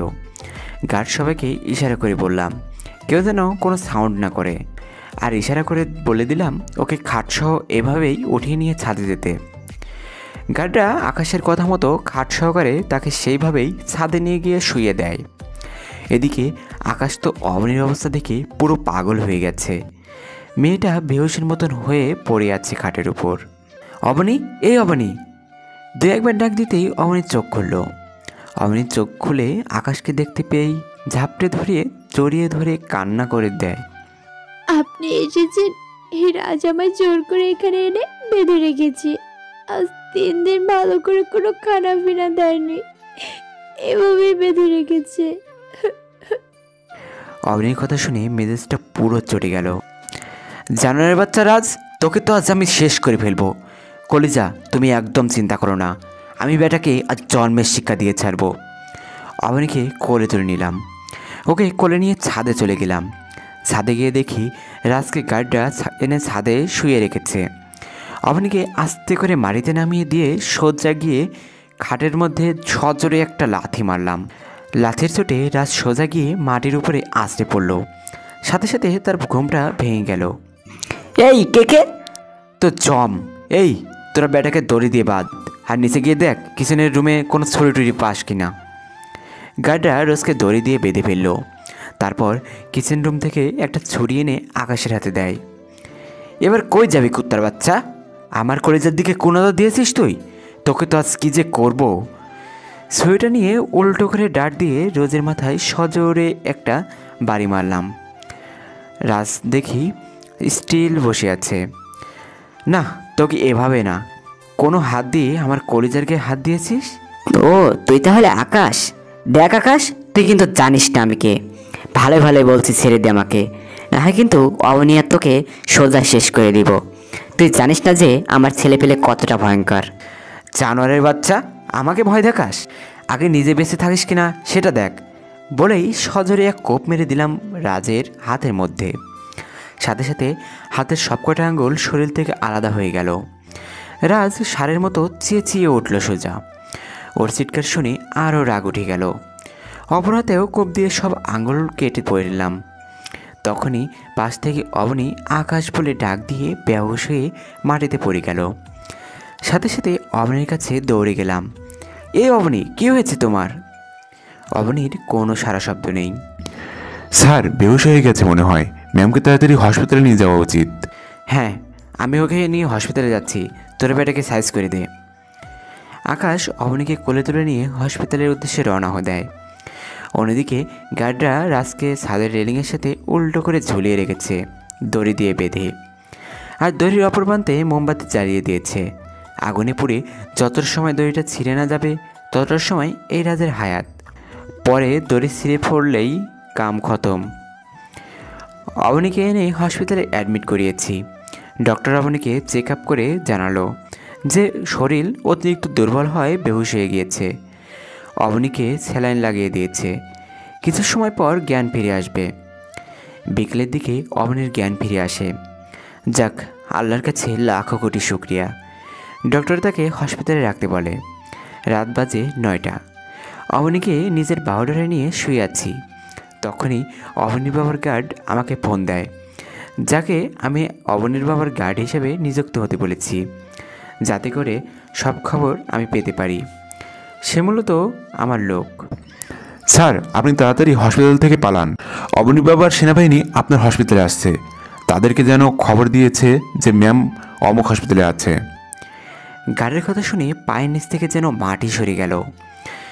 আল্লাহ, এখন কি করব আমি? অবনী যে আমার বুকে জড়িয়ে ধরে ঘুমিয়ে আছে, কিন্তু সেনাবাহিনী যদি একবার এসে পড়ে তাহলে তারা আমার কাছ থেকে অবনীকে চিরতরে ছিনিয়ে নিয়ে যাবে। মাথায় যেন কিছুই কাজ করছে না। একদম মেয়েটা অসুস্থ, তার উপরে একটু ঘুমিয়েছে। এখন যদি তার ঘুমের ব্যাঘাত ঘটে তাহলে মেয়েটা আরও দুর্বল হয়ে পড়বে। তার প্রচুর রেস্টের প্রয়োজন। কিন্তু অন্যদিকে যে অবনীর বাবাও আসছে, না, যাই হয় হবে। অবনীকে নিয়ে হাসপাতাল থেকে আগে সরে যাওয়া উচিত। অবনীকে আলতোভাবে কোলে উঠিয়ে নিলাম। পরে হসপিটালের অন্য গেট দিয়ে অবনীকে নিয়ে বের হয়ে আসলাম। ড্রাইভারকে বলেছি তাড়াতাড়ি গাড়ি ড্রাইভ করতে। ড্রাইভার গাড়ি ড্রাইভ করছে। এদিকে অবনী আমার বুকের মধ্যে জড়িয়ে ধরে এখনও ঘুমিয়ে আছে। মেয়েটা যতটুকু পারি আগলে রেখেছি। ওর ঘুমন্ত চেহারাটা কি মারাত্মক! আল্লাহ, অবলক দৃষ্টিতে তাকিয়ে আছি অবনীর দিকে। স্যার বাসার সামনে এসে পড়েছি। ড্রাইভারের কথায় হুঁশ ফিরে আসলো আমার। অবনীকে গাড়ি থেকে নামিয়ে বাসায় নিয়ে গেলাম। মিলি আর আম্মু তো পুরো হতাশ হয়ে আছে। আমাকে দেখতে পেয়ে মিলি দৌড়ে আসে, তারপর বলে, ভাইয়া, ভাবি কেমন আছে? জানি না রে, কারণ ভালো করে ট্রিটমেন্ট করাতে পারেনি ওর আগেই প্রবলেম চলে আসে। আর এখন জোরে কথা বলিস না, ও ঘুমাচ্ছে। আচ্ছা ভাইয়া। অবনীকে নিয়ে গিয়ে খাটের উপর শুয়ে দিলাম। তাকে শুয়ে দিয়ে আসতে ধরলাম, তখনই অবনী চেঁচিয়ে উঠল। এই, আপনি কোথাও যাবেন না, আপনি আমার কাছেই থাকবেন, আপনাকে জড়িয়ে ধরে আমি ঘুমাবো। আল্লাহ, অবনীর ঘুম ভেঙে গেছে কখন? অবনী, তোমার ঘুম ভেঙেছে কখন? কোনো সারা শব্দ নাই। ভালো করে লক্ষ্য করলে দেখলাম অবনীর ঘুমের ঘরেই চেঁচিয়েছে। না, ওকে ছেড়ে উঠে যাওয়া যাবে না এখন। আর তাছাড়া সে আমার হাত দিয়ে জড়িয়ে ধরে রেখেছে। অবনীর এমন কাণ্ড দেখে নিজের কাছে অবাক লাগে। করতে চেয়েছিলাম কি আর হলোটা কি? অবনী যেন আমার পৃথিবীর সর্বপ্রথম দুর্বলতা হয়ে দাঁড়িয়েছে। মেয়েটার প্রতি অতিরিক্ত মায়া জমে গেছে। অবনীর থুতনিতে কপালে অনেক কয়টা চুমু এঁকে দিলাম। অবনীকে জড়িয়ে ধরে শুয়ে হঠাৎই মনে হলো অবনীর শরীরের অবস্থা ভালো না। সাথে সাথে অবনীকে নিজের থেকে ছাড়িয়ে নিয়ে উঠে গেলাম। সে টেরই পেল না। তারপর ডক্টর সাহেবকে ফোন করে অবনীর শরীরের কন্ডিশন বললাম। আচ্ছা, আমি কিছু মেডিসিন আর একটা ফর্মুলা বলে দিচ্ছি। মেডিসিনগুলো সময় মতো পেশেন্টকে দিবেন আর নিয়মগুলো ফলো করবেন। আচ্ছা ডক্টর সাহেব। তারপর ফোন রেখে দিলাম। ডক্টর সাহেব বলেছে অবনীকে ফুল বেড রেস্ট দিতে আর ভিটামিন জাতীয় খাবার খাওয়ানোর জন্য বলেছে। ডক্টরের কথা মতন সমস্ত কিছু ফলো করলাম। রাতে অবনীকে ঘুম থেকে তুলে দুধ খাইয়ে দিলাম। পরে আমি কিছু হালকা খাবার খেয়ে ওকে নিয়ে শুয়ে পড়লাম। পরের দিন সকালবেলায় অবনীর আগেই ঘুম ভেঙে যায়। সে ঘুম থেকে উঠে দেখে মানুষটা তাকে নিজের বুকের মধ্যে নিয়ে রেখেছে। ঘুম থেকে উঠে নিজেকে মানুষটার বুকের মধ্যে দেখতে পেয়ে কি যে খুশি লাগছে তা বলে বোঝাতে পারবো না। মানুষটার প্রতি এতটা দুর্বল কিভাবে যে হয়ে গেলাম তা ভেবেই পাই না। যেই মানুষটা আমায় খারাপ পন্থায় নিজের কাছে জিম্মি করে রেখেছে, আমি সেই মানুষটাকে এতটা ভালোবেসে বসলাম কি করে? নিজের প্রশ্নের উত্তর নিজের কাছেই নেই। তবে এটুকু জানি, যে মানুষটাকে আমি জীবনের শেষ নিঃশ্বাস পর্যন্ত চোখের সামনে দেখতে চাই, মরে গেলেও যেন মানুষটার বুকে মাথা রেখে আমি মরতে পারি। মানুষটাকে আবার জড়িয়ে ধরে শুয়ে পড়লাম। অন্যদিকে আকাশের ঘুম ভাঙে সকাল 10টার দিকে। সে ঘুম থেকে উঠে দেখে অবনী এখনও তার বুকের উপর শুয়ে আছে। অবনীর শরীর নিয়ে খুব চিন্তা হচ্ছে। সকাল বাজে 10টা, সে এখনও আমায় জড়িয়ে ধরে শুয়ে আছে। না, মেয়েটাকে ডেকে ওঠানো দরকার। সকালবেলায় ওর ওষুধ আছে। অবনী, এই অবনী, উঠে পড়ো ঘুম থেকে। আমি তো অনেক আগেই উঠে পড়েছি। অবনীর কথা শুনে তাজ্জব বনে গেলাম পুরো। তুমি তো আমাকে ডাকলে না কেন? ইস, কেন ডাকতে যাব আপনাকে? কত সুন্দর করে ঘুমিয়েছিলেন। আপনার ঘুমন্ত চেহারা দেখে খুব লোভ হচ্ছিল, তাই আপনাকে আবার জড়িয়ে ধরে শুয়ে পড়েছি। আরে আমার লক্ষ্মী বউটা রে, দেখি একটু আদর করে দেই। অবনীকে টান দিয়ে আরও কাছে নিয়ে আসলাম। তারপর ওর সমস্ত মুখমণ্ডলে চুমু খেয়েছি। সে তো লজ্জায় শেষ। এই যে, আমার খুব শরম করে, এভাবে কেউ চুমু খায়? হ্যাঁ, লজ্জা পাওয়ার জায়গায় তো চুমু খাইনি। তোমার শরীর ভালো না, তাই ঠোঁটে চুমু দেয়নি। না হয়তো ঠোঁটে চুমু দিতাম। আর ঠোঁটে চুমু দিলে তোমার লজ্জা কোথায় গিয়ে ঠেকতো কে জানে। আপনি না খুব শয়তান। শয়তান ছিলাম না, আপনার কারণে হয়ে গেছি। আচ্ছা হয়েছে, এবার উঠে পারো ঘুম থেকে। তোমার খাবার খাইয়ে দিয়ে আমার অফিসে যেতে হবে। গত কয়েকদিন অফিসে ঠিকঠাক মতন যায়নি, সব কিছু লাঠি উঠে আছে কাজকর্ম। তারপর অবনীকে ফ্রেশ করে দিয়ে খাইয়ে দাইয়ে অফিসে চলে আসলাম। আর সব গার্ড বাসায় রেখেছি অবনীর পাহারায়। 2-1জনকে শুধু সাথে করে নিয়ে এসেছি। অফিসে এসে অনেক কয়েকদিনের জমানো কাজে হাত দিলাম। বসে বসে কাজ করছি আর একটু পর পর ফোন করে অবনীর খোঁজ নিচ্ছি। দুপুরের দিকে কাজকর্ম সব গুছিয়ে রওনা দিলাম বাসার দিকে। হঠাৎ দেখি রাস্তার মাঝে অবনীর বাবা আরও কয়েকজন মিলে আমার পথ আটকায়। এই যে মিস্টার, গাড়ি থেকে নামেন, স্যার আপনার সাথে কথা বলবেন। অবনীর বাবার ছেলে এসে আমায় গাড়ি থেকে নামতে বলছে। কত বড় বুকের পাটা, আমায় পথ আটকায়। এই যে মিস্টার, আপনার স্যারকে গিয়ে বলেন কোনো কিছু বলার থাকলে আমার সামনে এসে বলতে, আমি গাড়ি থেকে নামবো না। আমার কথা শুনেই অবনীর বাবার কর্মকর্তা চেলা চলে গেল। স্যার, বেলা তো দাপট দেখাচ্ছে, বেটা বলছে যে নামতে পারবে না, আপনাকে গিয়ে কথা বলতে বলছে। কি?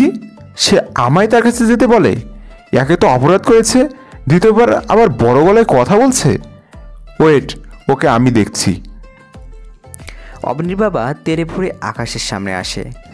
এই যে মিস্টার, আমার মেয়ে কোথায়? আপনার মেয়ে কোথায় সেটা আমি কি করে বলবো? ন্যাকামো বাদ দাও। গতকাল হসপিটালের ফুটেজ দেখেছি আমি। তুমি আমার মেয়েকে কোলে করে হসপিটাল থেকে বের হয়ে গিয়েছো। ফালতু কথা বলে নিজের সময় নষ্ট করিয়েন না। আমি আমার বউকে নিয়ে হসপিটাল থেকে বের হয়েছি। রাস্তা ছাড়ুন, আমি বাড়ি যাব। বউ ঘরে অপেক্ষা করছে। এই বেটা, তুই আমার মুখের উপরে কথা বলিস? হ্যাঁ, তুই জানিস আমি কে? আমি এই শহরের নামি দামি বিজনেসম্যান আনিসুজ্জামান। সে আপনি যেই হন, তা দিয়ে আমার কোনো কাজ নেই। আপনি শহরের নাম করা বিজনেসম্যান হতে পারেন, কিন্তু মাথায় রাখবেন আপনার দাপট সবার উপরে চলবে না। আমিও শহরের নাম করা বিজনেসম্যান। আকাশ মাহমুদের নাম শুনেছেন তো? নিজের অবস্থান নিয়ে বড়াই করিয়েন না। তুই অনেকবার বেড়েছিস। তুই জানিস না আমি তোর সাথে কি করতে পারি। আমি ভিডিও ফুটেজ সেনাবাহিনীর হাতে তুলে দিলে তারা তোর পিঠের চামড়া তুলে ফেলবে। আরে জান তো, যাকে দেখানোর দেখান। আকাশ মাহমুদ এসবে ভয় পায় না, আর দোষ ছাড়া সেনাবাহিনী কারোর কোনো ক্ষতি করে না। আমিও কোনো দোষ করিনি। আমি আমার স্ত্রীকে করে তুলে নিয়ে এসেছি, অন্যায়ের কিছুই করিনি। যা পারেন গিয়ে করেন। এই ড্রাইভার, গাড়ি স্টার্ট করো। ড্রাইভার আমার কথা মতো গাড়ি স্টার্ট করলো। বাড়াবাড়ি ফলটা কিন্তু ভালো হবে না। আর আমার মেয়েকে তুই কতদিন নিজের কাছে রাখতে পারিস সেটাই আমি দেখব। ওকে, দেখা যাবে। আর হিসাব নিকাশের খাতাটা আমারও অনেক বড়। যেদিন আমি খাতা খুলে হিসাব নিকাশ করতে বসবো, সেদিন সব কয়টাকে 3.5 হাত মাটির নিচে পৌঁছে দিব। চললাম। সেখান থেকে চলে আসলাম। বাসায় এসে ফ্রেশ হয়ে অবনীকে খাইয়ে দিলাম। মেজাজটা পুরো বিগড়ে আছে। এই যে, আপনার কি হয়েছে? এতটা রেগে আছেন কেন? না, কিছু হয়নি। অবনীকে মিথ্যা বললাম, কারণ তার বাবার কথা মনে করিয়ে দিয়ে তার মন খারাপ করে দিতে চাই না। আচ্ছা, আপনাকে একটা কথা বলবো? হ্যাঁ, বলো। আমার না বাবা মায়ের কথা খুব মনে পড়ছে। আমায় কি একটু তাদের সাথে দেখা করতে দিবেন? অবনীর কথা শুনে ভিতরটা কেমন জানি করে উঠল। চুপ করে আছি। কি বলবো অবনীকে তা খুঁজে পাচ্ছি না। কিছু বলছেন না যে? দেখা তো করতেই পারো, কিন্তু তোমার বাবা যে তোমাকে আমার কাছ থেকে ছিনিয়ে নিয়ে যাবে। আমার বাবা কিছুই করতে পারবে না। আর আপনার ভরসা আছে তো আমার উপরে? ভরসা না, শুধু মনে প্রাণে বিশ্বাস করি তোমায়। তাহলে ধরে দিন, আমায় আপনার থেকে কেউ আলাদা করতে পারবে না। আমার বাবা যেই হোক না কেন, এইটা মাথায় রাখবেন। আমিও তিনার মেয়ে।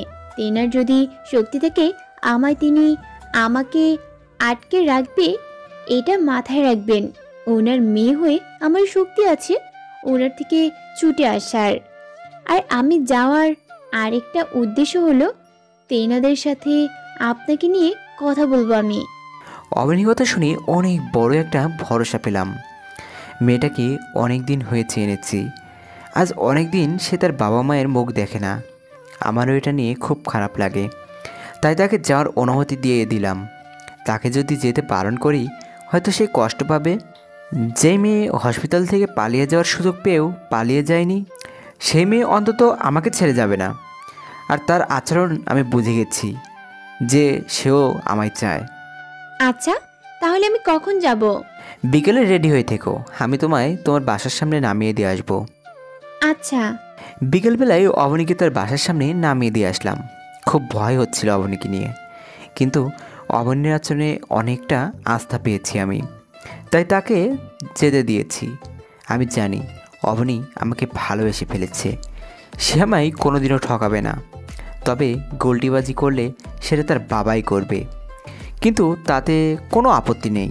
নিজের জিনিসকে নিজের কাছে ছিনিয়ে কী করে আনতে হয় সেটা আমার ভালোই জানা আছে। আর তাছাড়া বাঘের সিংহের লড়াইয়ের সময় চলে এসেছে। অবনীর বাবা যদি কোনো চাল চালে অবনীকে নিয়ে, তাহলে খেলাটা একদম আমিই খেলে নিব। বিকেল পেরিয়ে রাত হয়ে গেল। অবনীকে ছাড়া কিছুই ভালো লাগছে না। রাতের বেলায় অবনীকে ফোন দিলাম, সে ফোন রিসিভ করলো না। হয়তো ঘুমিয়ে পড়েছে বা ফোন কাছে নেই। আমিও ঘুমিয়ে পড়লাম। পরের দিন সকালবেলায় ঘুম থেকে উঠে রেডি হয়ে অফিসে চলে গেলাম। অফিসে একদমই মন বসছে না। না, অবনীর সাথে ফোন দিয়ে একটু কথা বলি। ফোনটা হাতে নিয়ে অবনীকে ফোন করলাম, সে তখনও রিসিভ করলো না। এভাবে অনেকবার ট্রাই করেছি, কিন্তু সে ফোন রিসিভ করছে না। মাথা তো পুরো হ্যাং হয়ে গেল। সারাদিন কম হলেও 100 বার কল দিয়েছি, কিন্তু অবনী ফোন রিসিভ করলো না। ইচ্ছে করছে অবনীর বাসায় চলে যায় সোজা, কিন্তু তার বাবার কারণে সেখানেও যাওয়া যাবে না। তিনি তো আমাকে দু চোখের শত্রু মনে করেন, তবে তিনি আমায় যাই মনে করেন না কেন, তবে আমার দিকে থেকে তিনি আমার লাইফের সবচাইতে বড় শত্রু। রাত বাজে 11টা। অবনীর নাম্বারে আবার ফোন দিলাম। তখনই ফোনটা রিসিভ হলো অবনীর। অবনী? আমি অবনী না, তার বাবা। আমার অবনী কোথায়? তাড়াতে ফোন দেন। তোর অবনী মানে? মুখ সামলে কথা বলিস। অবনী আমার মেয়ে, আর তার সাথে তোর কোনো কাজ নেই। আমি বলেছি অবনীকে ফোনটা দিন। এই বেটা, গলাবাজি কম কর। একে তো সকালে বড় গলায় কথা বলে আমার রক চটে দিয়েছি, আবার এখনও আমার সাথে বড় গলায় কথা বলছিস? কি সাহস খুব বেড়েছে তোর, হ্যাঁ? দাঁড়া, তোর ব্যবস্থা আমি করছি।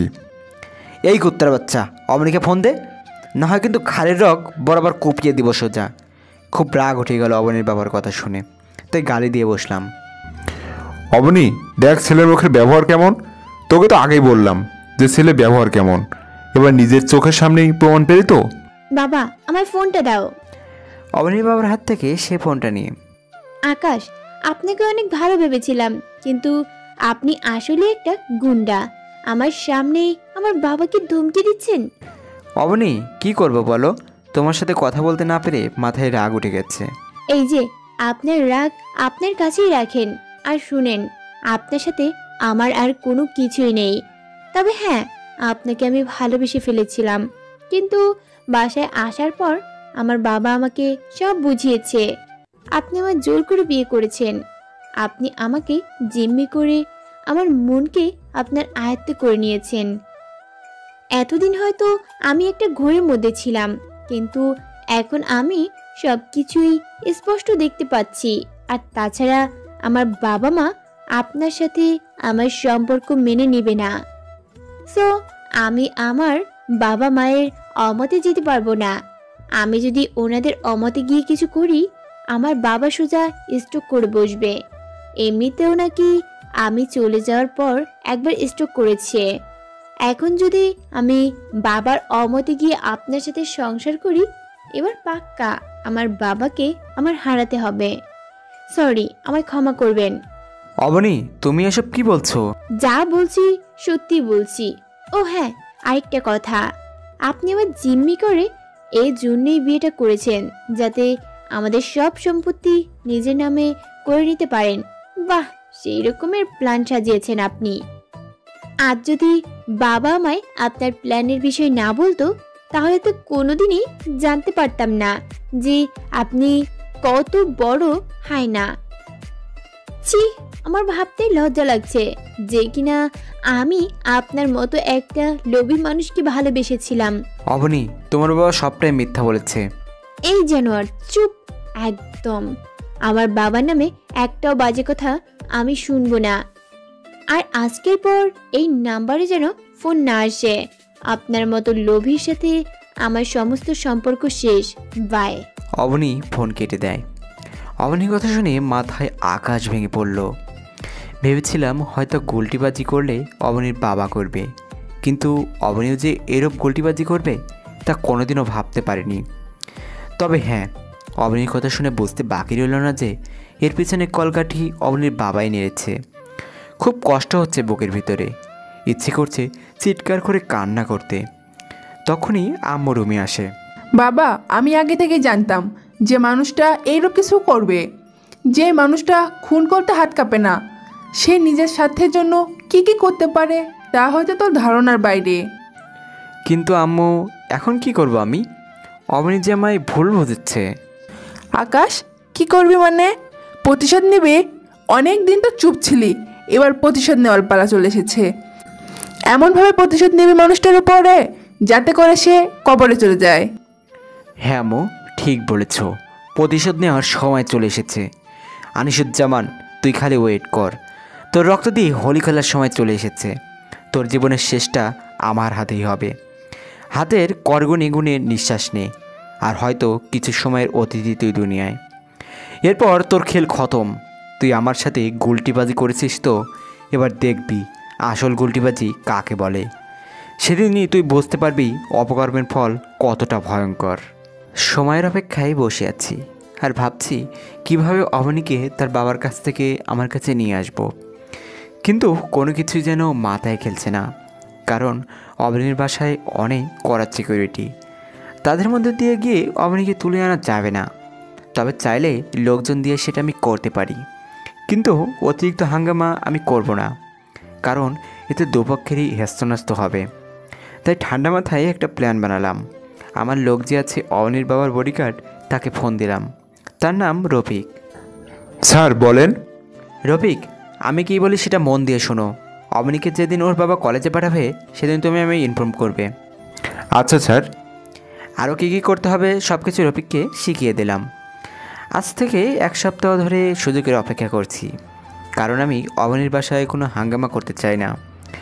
10 দিনের মাথায় রফিক আমাকে ফোন দিল। স্যার ম্যামকে কলেজে পাঠিয়েছি আজকে। ওকে, বাকিটা আমি দেখছি। তা ঠিক আছে, কিন্তু স্যার ম্যামের সাথে অনেক কয়টা বডিগার্ড নিযুক্ত করে দিয়েছেন ম্যামের বাবা। রফিক, তুমি সেটা নিয়ে টেনশন করিও না। তুমি এটা ভালো করে জানো যে আমি কত বড় খেলোয়াড়। জি স্যার। ওকে, তাহলে এখন রাখছি। আর তোমায় কি বলেছি সেটা মাথায় রেখো। তারপর ফোন রেখে দিলাম। পরে আমিও সমস্ত গার্ড নিয়ে কলেজে চলে গেলাম। অবনীকে আজ তুলে নিয়ে আসবো, দেখি আমার থেকে এবার কে আলাদা করে। কলেজে পৌঁছে অবনীকে তুলে আনতে যাব, তখনই তার বাবার ছেলেপেলা আমায় আটকায়। আমি গার্ডদের আগেই বলে দিয়েছি, যাতে করে সবাই কোমরের মধ্যে মেশিন গুঁজে নিয়ে যায়। আর কলেজে গিয়ে যেন সবাই আড়াল হয়ে অবনীর বাবার লোকদেরকে টার্গেট নিয়ে নেয়। এই বেটা, আমরা থাকতে তুই ম্যামের দিকে চোখ তুলে তাকাতে পারবি না। শোন, বাহাদুরি কমিয়ে কর, আর তোরা রাস্তা মাপ। অবনীর সাথে আমার কথা আছে। এই অবনী, তুমি চলো আমার সাথে, তোমায় আমি নিতে এসেছি। এই ছোট লোক, তুই আবার আমার সামনে এসেছিস? তোকে না একবার বলেছি যে তোর সাথে আমার কিছুই নেই। সো সোজা রাস্তা মাপ। অবনী, আমায় জোর করতে বাধ্য করিও না। এই তুই কি বললি? আমরা থাকতে তুই ম্যামের উপর জোর খাটাবি? এটা বলে এই গার্ডটা আকাশকে ধাক্কা দিয়ে মাটিতে ফেলে দেয়। মেজাজ তো পুরো বিগড়ে গেল। তাও কিছু বললাম না, শান্তভাবে মাটি থেকে উঠে দাঁড়ালাম। দেখ, বেশি বাড়াবাড়ি করিস না। আমার আর অবনীর মাঝে কেউ আসতে যাবি তো সোজা মরবি। এই তুই আমাদের মারবি? হ্যাঁ, দেখেছিস আমরা কয়টা গার্ড এখানে মজুদ আছি, আর তুই একা। কি মারবি তুই আমাদের? তোরা অনেক কয়টা গার্ড একত্রে দেখে খুব বলেই পড়েছে, তাই না? একবার আশেপাশে চোখ পাকিয়ে দেখ তো, কিছু দেখতে পাস কি না। অবনী গার্ডরা আশেপাশে তাকিয়ে দেখে ওদের সব কয়টা গার্ড নিশানায় দাঁড়িয়ে আছে। কিরে, কিছু দেখতে পেলি? গার্ডরা সবাই চুপসে যায়। কই গেল তোদের মুখে সাউন্ড? এবার দেখা বড় গলা। আগেই বলেছিলাম যে বাড়াবাড়ি করিস না। এখন যদি তোদের গার্ড সব কয়টার মাথার খুলি উড়িয়ে ফেলি, তাহলে কে আসবে তোদের বাঁচাতে? স্যার আমাদের ভুল হয়ে গেছে, আমাদের মাফ করে দেন। মাপটাপ কোনো কিছু না, এক সাইডে গিয়ে দাঁড়া আর আমাকে আমার কাজ করতে দে। গার্ড সাহেব আমার কথায় এক সাইডে চলে গেল, আর আমি অবনীকে জোর করে তুলে নিলাম। অবনীর কোল থেকে নামার জন্য খুব পিড়াপিড়ি করছে, কিন্তু আমি তাকে 2 হাত দিয়ে শক্ত করে জড়িয়ে ধরে রেখেছি। সে হাজার চাইলেও আমার কোল থেকে নামতে পারবে না। শোন, আমার বউকে আমি নিয়ে গেলাম, আর তোর স্যারকে বলিস তিনার যদি হেডাম থাকে তাহলে আমার থেকে আমার বউকে আলাদা করতে। তারপর সেখান থেকে চলে আসলাম। অবনীকে কোলে নিয়ে এসে গাড়িতে বসিয়েছি। ড্রাইভারকে বললাম গাড়ি ড্রাইভ করতে। তুই আসলে একটা জানোয়ার। তোর মতো মানুষকে কি ভাবে যে আমি ভালোবেসে ফেলেছিলাম তা আল্লাহই জানেন। নিজের ভালোবাসাকে নিজের করে পাওয়ার জন্য আমি এর থেকেও নিচে নামতে পারি। এই জানোয়ার, তোর ওই বাজে মুখে ভালোবাসার নাম নিবি না। তোর মনে ভালোবাসা বলতে কিছুই নেই, তোর ভিতরে আছে শুধু লোভ। আমায় নিজের করে আমার বাবার সম্পত্তি হাতাবি, সেই সব কিছুই তোর মাথায় ঘুরঘুর করে। অবনী, না জেনে কোনো কথা বলা ঠিক না। এই জানোয়ার, কি জানি না জানি আমি, হ্যাঁ আমি সবটাই জানি। তুই আমায় জোর করে এই জন্যই বিয়ে করেছিস, যাতে আমার বাবার সব সম্পত্তি নিজের করে নিতে পারিস। অবনী, ভেবে চিন্তে কথা বলো। আমার ভিতরে কোনো লোভ নেই। আচ্ছা যাও, এক মুহূর্তের জন্য ধরে নিলাম যে আমি তোমার বাবার সম্পত্তির জন্য তোমার জিম্মি করেছি, কিন্তু তুমি এটা বলতে পারবে যে যতদিন আমার সাথে ছিলে সেই সময় ভালোবাসার কোনো কমতি তুমি আমার মাঝে দেখেছো? বা কখনো আমার আচরণে এমনটা মনে হয়েছে যে আমি তোমাকে ধোঁকাবাজি করছি? না, তা মনে হয়নি। তবে পরে বাবার কথা শুনে আমি সবটা ভেবে দেখেছি যে তুই বাবার সম্পত্তির জন্য আমায় জিম্মি করেছিস, আমায় ভালোবেসেছিস। অবনী, এই চিনলে আমাকে? এই, একদম ন্যাকামি করবি না। তুই একটা জানোয়ার। তুই আমার সাথে ছলনা করেছিস। তুই যদি সত্যি আমার সাথে ছলনা না করতি তাহলে তোর হাতে কোনো দিনও আমি ছাড়তাম না। কারণ তোর ছলনাগুলো আমার কাছে দুনিয়ার শ্রেষ্ঠ ভালোবাসা মনে হয়েছিল, তবে সম্পূর্ণটাই মিথ্যা। সব কিছুই এখন আমার চোখের সামনে ক্লিয়ার। অবনী, তোমায় আর আমার কিছুই বলার নেই। তবে অতি শীঘ্রই হয়তো সবটা তুমি জানতে পারবে। তখন তুমি হয়তো বুঝবে যে কে ভুল কে সঠিক। তবে মাথায় রেখো, এখনের বলা কথাগুলো মনের ভিতরে ছুরির মতো আঘাত করেছে। আরে যা, আমার আর কিছুই দেখার বাকি নেই। অবনীকে আর কিছুই বললাম না। ওকে নিয়ে সোজা বাসায় এসে পড়লাম। তখনই একটা অপরিচিত নম্বর থেকে ফোন আসে। হ্যালো বলতেই অপর পাশ থেকে অবনীর বাবা চেঁচিয়ে বলে, কুত্তার বাচ্চা, আমার মেয়েকে তুই আবার উঠিয়ে নিয়ে গেছিস? তুই খালি তৈরি থাক, তোর কি হাল করি আমি এবার তুই দেখবি। সেনাবাহিনী নিয়ে আমি তোর বাসায় আসছি, আর তোর বাপের নাম সহ ভুলিয়ে দিব তোকে আজ। ওকে আয়, আমি তৈরি আছি। আর শোন, বাপের নাম আমার না, তোর নিজেরটা ভুলে যাবি। এটা বলতে না বলতেই ফোনটা কেটে দিল। ঘণ্টাখানিক পর আমার বাসায় কয়েকটা সেনাবাহিনীর গাড়ি আসে, সাথেই অবনীর বাবাও। স্যার, এই জানোয়ারটা আমার সম্পদ হাতানোর জন্য আমার মেয়েকে জোর করে তুলে এনেছে। আকাশ সাহেব, উনি যা বলছেন তা কি ঠিক? পাশে অবনী ছিল। সে দৌড়ে তার বাবার কাছে চলে যায়। না স্যার, আমি আমার বউকে তুলে এনেছি।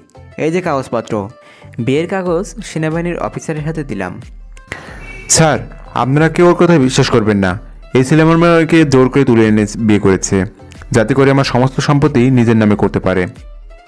আনিসুজ্জামান সাহেব, মুখে লাগাম দেন। আমি শুরু হয়ে গেলে না আপনার জীবনে রশি কেটে যাবে। স্যার, দেখছেন কেমন বেয়াদবের মতো আচরণ করছে আমার সাথে? আকাশ সাহেব, আপনি নিজেকে নির্দোষ প্রমাণ করতে পারবেন? না হয় আমরা আপনাকে গ্রেপ্তার করব।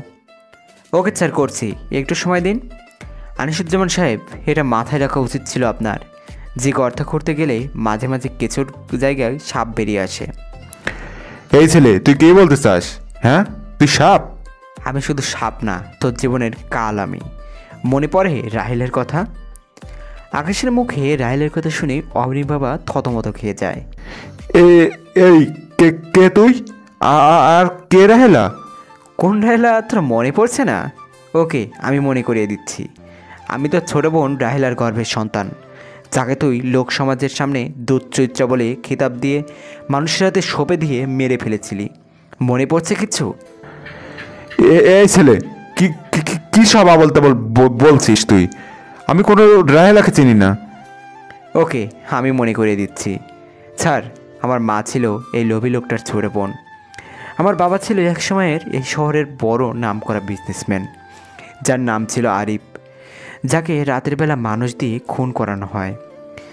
সেনাবাহিনীর অফিসার আকাশের মুখে বিজনেসম্যান আরিফ সাহেবের কথা শুনে অবাক হয়ে যায়। তুমি সেই আরিফ সাহেবের ছেলে, যাকে রাতের বেলায় কয়েকজন মিলে খুন করে ফেলে রেখে চলে গিয়েছিল, যেই খুনের আসামিদের এখনো পর্যন্ত প্রশাসন ধরতে পারেনি? হ্যাঁ, আমি তারই ছেলে। আমার বাবার সম্পদের লোভে পড়েই এই লোকটা আমার বাবাকে মানুষ দিয়ে খুন করিয়েছে। শুধু তাই নয়, আমার বাবাকে মারার পর যখন আমার মায়ের জন্য আমার বাবার সম্পত্তি নিজের নামে করতে পারছিল না, তখন আমার মাকে লোকসমাজের সামনে নষ্টা বলে ছেড়ে দেয়। আর লোকসমাজ এই লোকের কথায় সেসব বিশ্বাস করে আমার মাকে পাথর নিক্ষেপ করে মারে। আকাশের মুখে এসব কথা শুনে সবাই হা করে তাকিয়ে আছে আকাশের দিকে, বিশেষ করে অবনী। সে তো যেন আকাশের কথাগুলো নিজের কানকে বিশ্বাস করতে পারছে না। স্যার, এই ছেলে সব মিথ্যা বলছে, সব কিছুই আমার নামে বানিয়ে বানিয়ে বলছে, যাতে করে আমার উপরে সব দোষ চাপিয়ে দিতে পারে। স্যার, কে সত্যি বলছে আর কে মিথ্যা সেটার প্রমাণ আমি দিচ্ছি। গার্ডকে ফোন করলাম, যে অবনীদের বাসায় আমার কথায় কাজ নিয়েছিল। রফিক ভাই, তোমাকে যার কথা বলেছিলাম তুমি তাকে নিয়ে একটু আমার বাসায় জলদি আসো। 30 মিনিটের মধ্যে রফিক মানুষটাকে নিয়ে আমার বাসায় আসলো। সেই মানুষটাকে দেখে সবাই ভূত দেখার মতো চমকে আছে। অবনী আর তার বাবা তো হুঁশ উড়ে গেছে। মানুষটা আর কেউ না, অবনীর মা। খালাম্মা, আজ আপনাকে একটা কথা বলি। আপনি যদি সারা জীবন কোনো আসামিকে বাঁচিয়ে তার সাথে সংসার করতে চান, তাহলে কিন্তু সমানভাবে দোষী আপনিও। আর একটা কথা মাথায় রাখবেন, আপনার গর্ভেও সন্তান হয়েছে, আপনি কোনো সন্তানের মা। আমিও আপনার ছেলের মতো। আজ যদি আপনার ছেলের উপরে কেউ অত্যাচার করে, তাহলে আপনি কি প্রতিবাদ করবেন না, অন্যায় সাপোর্ট করবেন? অবনীর মা থরথর করে কাঁপতে শুরু করে। তিনার মুখ দিয়ে যেন কোনো কথাই বের হচ্ছে না। তিনি একবার আকাশের দিকে তাকাচ্ছেন, আর একবার তিনার হাজব্যান্ডের দিকে। এই যে ম্যাম, আপনার কিছু বলার থাকলে আপনি আমাদের নির্ভয়ে বলুন। অবনীর মা তাও চুপ করে আছেন। আন্টি, আপনার কাছে হাত জোর করছি আমি আপনার পেটের সন্তান হলে আপনি কি এভাবে চুপ করে থাকতেন? আন্টি, আপনি আজ যদি মুখ না খোলেন, তাহলে কোনোদিন আমি ন্যায় বিচার পাবো না। তবে মাথায় রাখবেন, খোদার দুয়ারে আপনিও কোনোদিন মাপ পাবেন না অন্যায়ের পক্ষ নিয়ে। হ্যাঁ স্যার, আমার অনেক কিছু বলার আছে।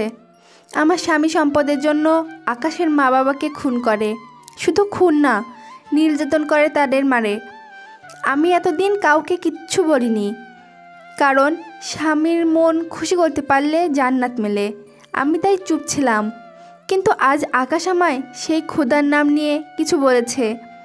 আজ যদি আমি মুখ না খুলি, তাহলে দুনিয়ার সবচেয়ে নিকৃষ্টতর ব্যক্তিটা হব আমি। আর এই নিকৃষ্টতার জন্য খোদা আমায় কোনোদিনও মাফ করবেন না। অবনীর মায়ের জবানবন্দি শুনে উপস্থিত যারা ছিল তাদের চোখে যেন কপালে উঠে গেছে। বিশেষ করে অবনী আর তার বাবার। সেনাবাহিনী অবনীর বাবাকে সাথে সাথে গ্রেপ্তার করে। এতটা সময় অবনী চুপ ছিল। আনিসুজ্জামান সাহেব, আপনাকে গ্রেপ্তার করা হলো। স্যার, একটু ওয়েট, মানুষটাকে আমার কিছু কথা বলার আছে। এই যে মিস্টার আনিসুজ্জামান, আজ আপনাকে কিছু কথা বলতে খুব ইচ্ছে করছে। এতদিন আমাদেরকে অসৎ উপার্জনের টাকা পয়সা দিয়ে লালন পালন করার জন্য খোদা আপনার বিচার করুক। আর আপনার মতন জঘন্য পিতার ঘরে কোনো মায়ের সন্তান না জন্মাক। ছি, আপনি আমার বাবা, এটা ভাবতেও আমার ঘৃণা হচ্ছে। স্যার, এই জঘন্য লোকটাকে আপনারা আমার চোখের সামনে থেকে নিয়ে যান। সেনাবাহিনী অবনীর বাবাকে ধরে নিয়ে যায়। তিনাকে ধরে নিয়ে যাওয়ার পর কান্নার রোল পড়ে যায় সেখানে। অবনীর মা আর অবনী ফুপিয়ে ফুপিয়ে কান্না করে দেয়। অবনীর কান্না দেখে যেন ভিতরটা ফেটে যাচ্ছে। কাঁদুক, আরও কাঁদুক। তখন আমারও খুব কাঁদতে ইচ্ছে করছিল, কিন্তু সে আমায় সামলায়নি, বরং আরও টানা মেরেছে। মেয়েটা কান্না করতে করতে হেসকি উঠে যায়। এবার আর দাঁড়িয়ে থাকতে পারলাম না, দৌড়ে অবনীর কাছে গেলাম। আরে পাগলি, এত কান্না করছো কেন? আকাশ, প্লিজ আমায় ক্ষমা করে দাও। আরে ক্ষমার কি আছে এখানে? যে দোষ করেছে সে শাস্তি পেয়েছে। হ্যাঁ, কিন্তু দোষ যে আমিও করেছি। তোমার উপরে কত নানা রকমের আরোপ লাগিয়েছি। আরে তুমি তো না জেনে লাগিয়েছো। যাই হোক আকাশ, আমি আর কোনোদিনও তোমার সামনে দাঁড়াতে পারবো না। অবনী, আমি কিছুই মনে করিনি। হয়তো একটু কষ্ট লেগেছে মনে, কিন্তু এখন সব ওকে। আকাশ, আমি আর এই মুখ তোমাকে দেখাতে পারবো না। একে তো তোমার বাবা মায়ের খুঁড়ি মেয়ে, দ্বিতীয়ত তোমার নানান অপবাদ দিয়েছি আমি। অবনী, পাগলামো করো না। আকাশ, আমি তোমার জীবন থেকে সরে যাব, চিরতরে সরে যাব। তোমায় ভালোবেসেছি, তারপর তোমার ঘৃণা করেছি কোনো কারণ ছাড়াই। এখন সব কিছুই চোখের সামনে ক্লিয়ার হয়ে গেছে। তোমায় শুধু হেট করেছি আমি, কিন্তু বিশ্বাস করো, তোমায় নিয়ে এখন মনের মধ্যে খুব ঘূর্ণিঝড় বইছে। তবে এইটাই আমার শাস্তি। আমি তোমায় যেই কষ্ট দিয়েছি, সেই কষ্ট এখন আমি নিজেকে দিব। অবনী, কি বলছো বল? আকাশ, আমায় ক্ষমা করে দাও, আমি চলে যাচ্ছি তোমার থেকে অনেক দূরে। এই কলঙ্কিত মুখ আমি আর কোনোদিন তোমায় দেখাবো না। এটা বলেই অবনী হাঁটা দিয়ে ঘর থেকে বের হয়ে যেতে ধরে। কয়েক কদম যেতেই সে মাথা ঘুরে ফ্লোরের উপর পড়ে যায়। এরপর তার আর কিছুই মনে নেই। অবনী ফ্লোরের উপরে পড়েনি, তার আগেই আকাশ তাকে ধরে ফেলেছে। আম্মু, তোমরা আন্টিকে সামলাও, আমি অবনীকে নিয়ে হসপিটালে যাচ্ছি। অবনীকে হসপিটালে নিয়ে আসলাম। ডক্টর অবনীর কন্ডিশন দেখে মুচকি মুচকি হাসছে। ডক্টর, অবনীর কী হয়েছে?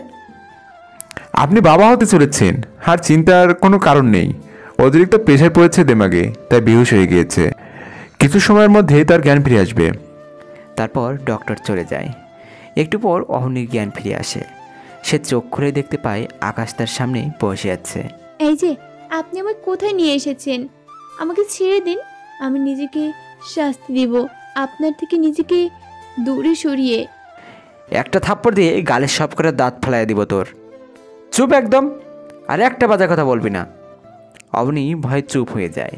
আমি তো আপনাকে কষ্ট দিয়েছি, তারপরেও আপনি আমাকে নিজের কাছে কেন আগলে রাখতে চাইছেন?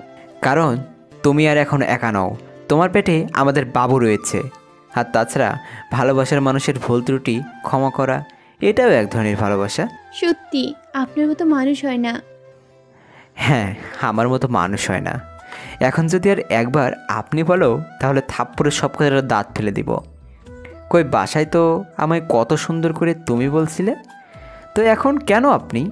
তখন কি বলেছি তা নিজেও জানি না। আচ্ছা, জানা লাগবে না। এখন খালি এটা জেনে নাও যে আপনি বললে তোমার খবর করে দিব। এখন থেকে তুমি বলবে। আচ্ছা। এখন মহারানীকে একটু জড়িয়ে ধরি। হ্যাঁ ধরো, বারণ করেছি কে? সাথে সাথে অবনীকে জড়িয়ে ধরলাম। অবনী তো সেই খুশি। মহারানীকে খুশি করার জন্য কয়েকটা পাপ্পি ঝাপ্পি মেরে দিলাম। সে তো পুরো একদম লজ্জায় লাল হয়ে গেছে। হ্যালো ভিউয়ার্স, প্রথম থেকে শেষ পর্যন্ত যারা দেখেছেন তাদের অসংখ্য ধন্যবাদ। গল্পটি আপনাদের কাছে কেমন লেগেছে? আশা করছি গল্পটি ভালো লাগবে। যদি ভালো লেগে থাকে তাহলে প্লিজ গল্পটিতে একটি লাইক দিবেন, কমেন্ট করে জানাবেন আপনার মূল্যবান মন্তব্য।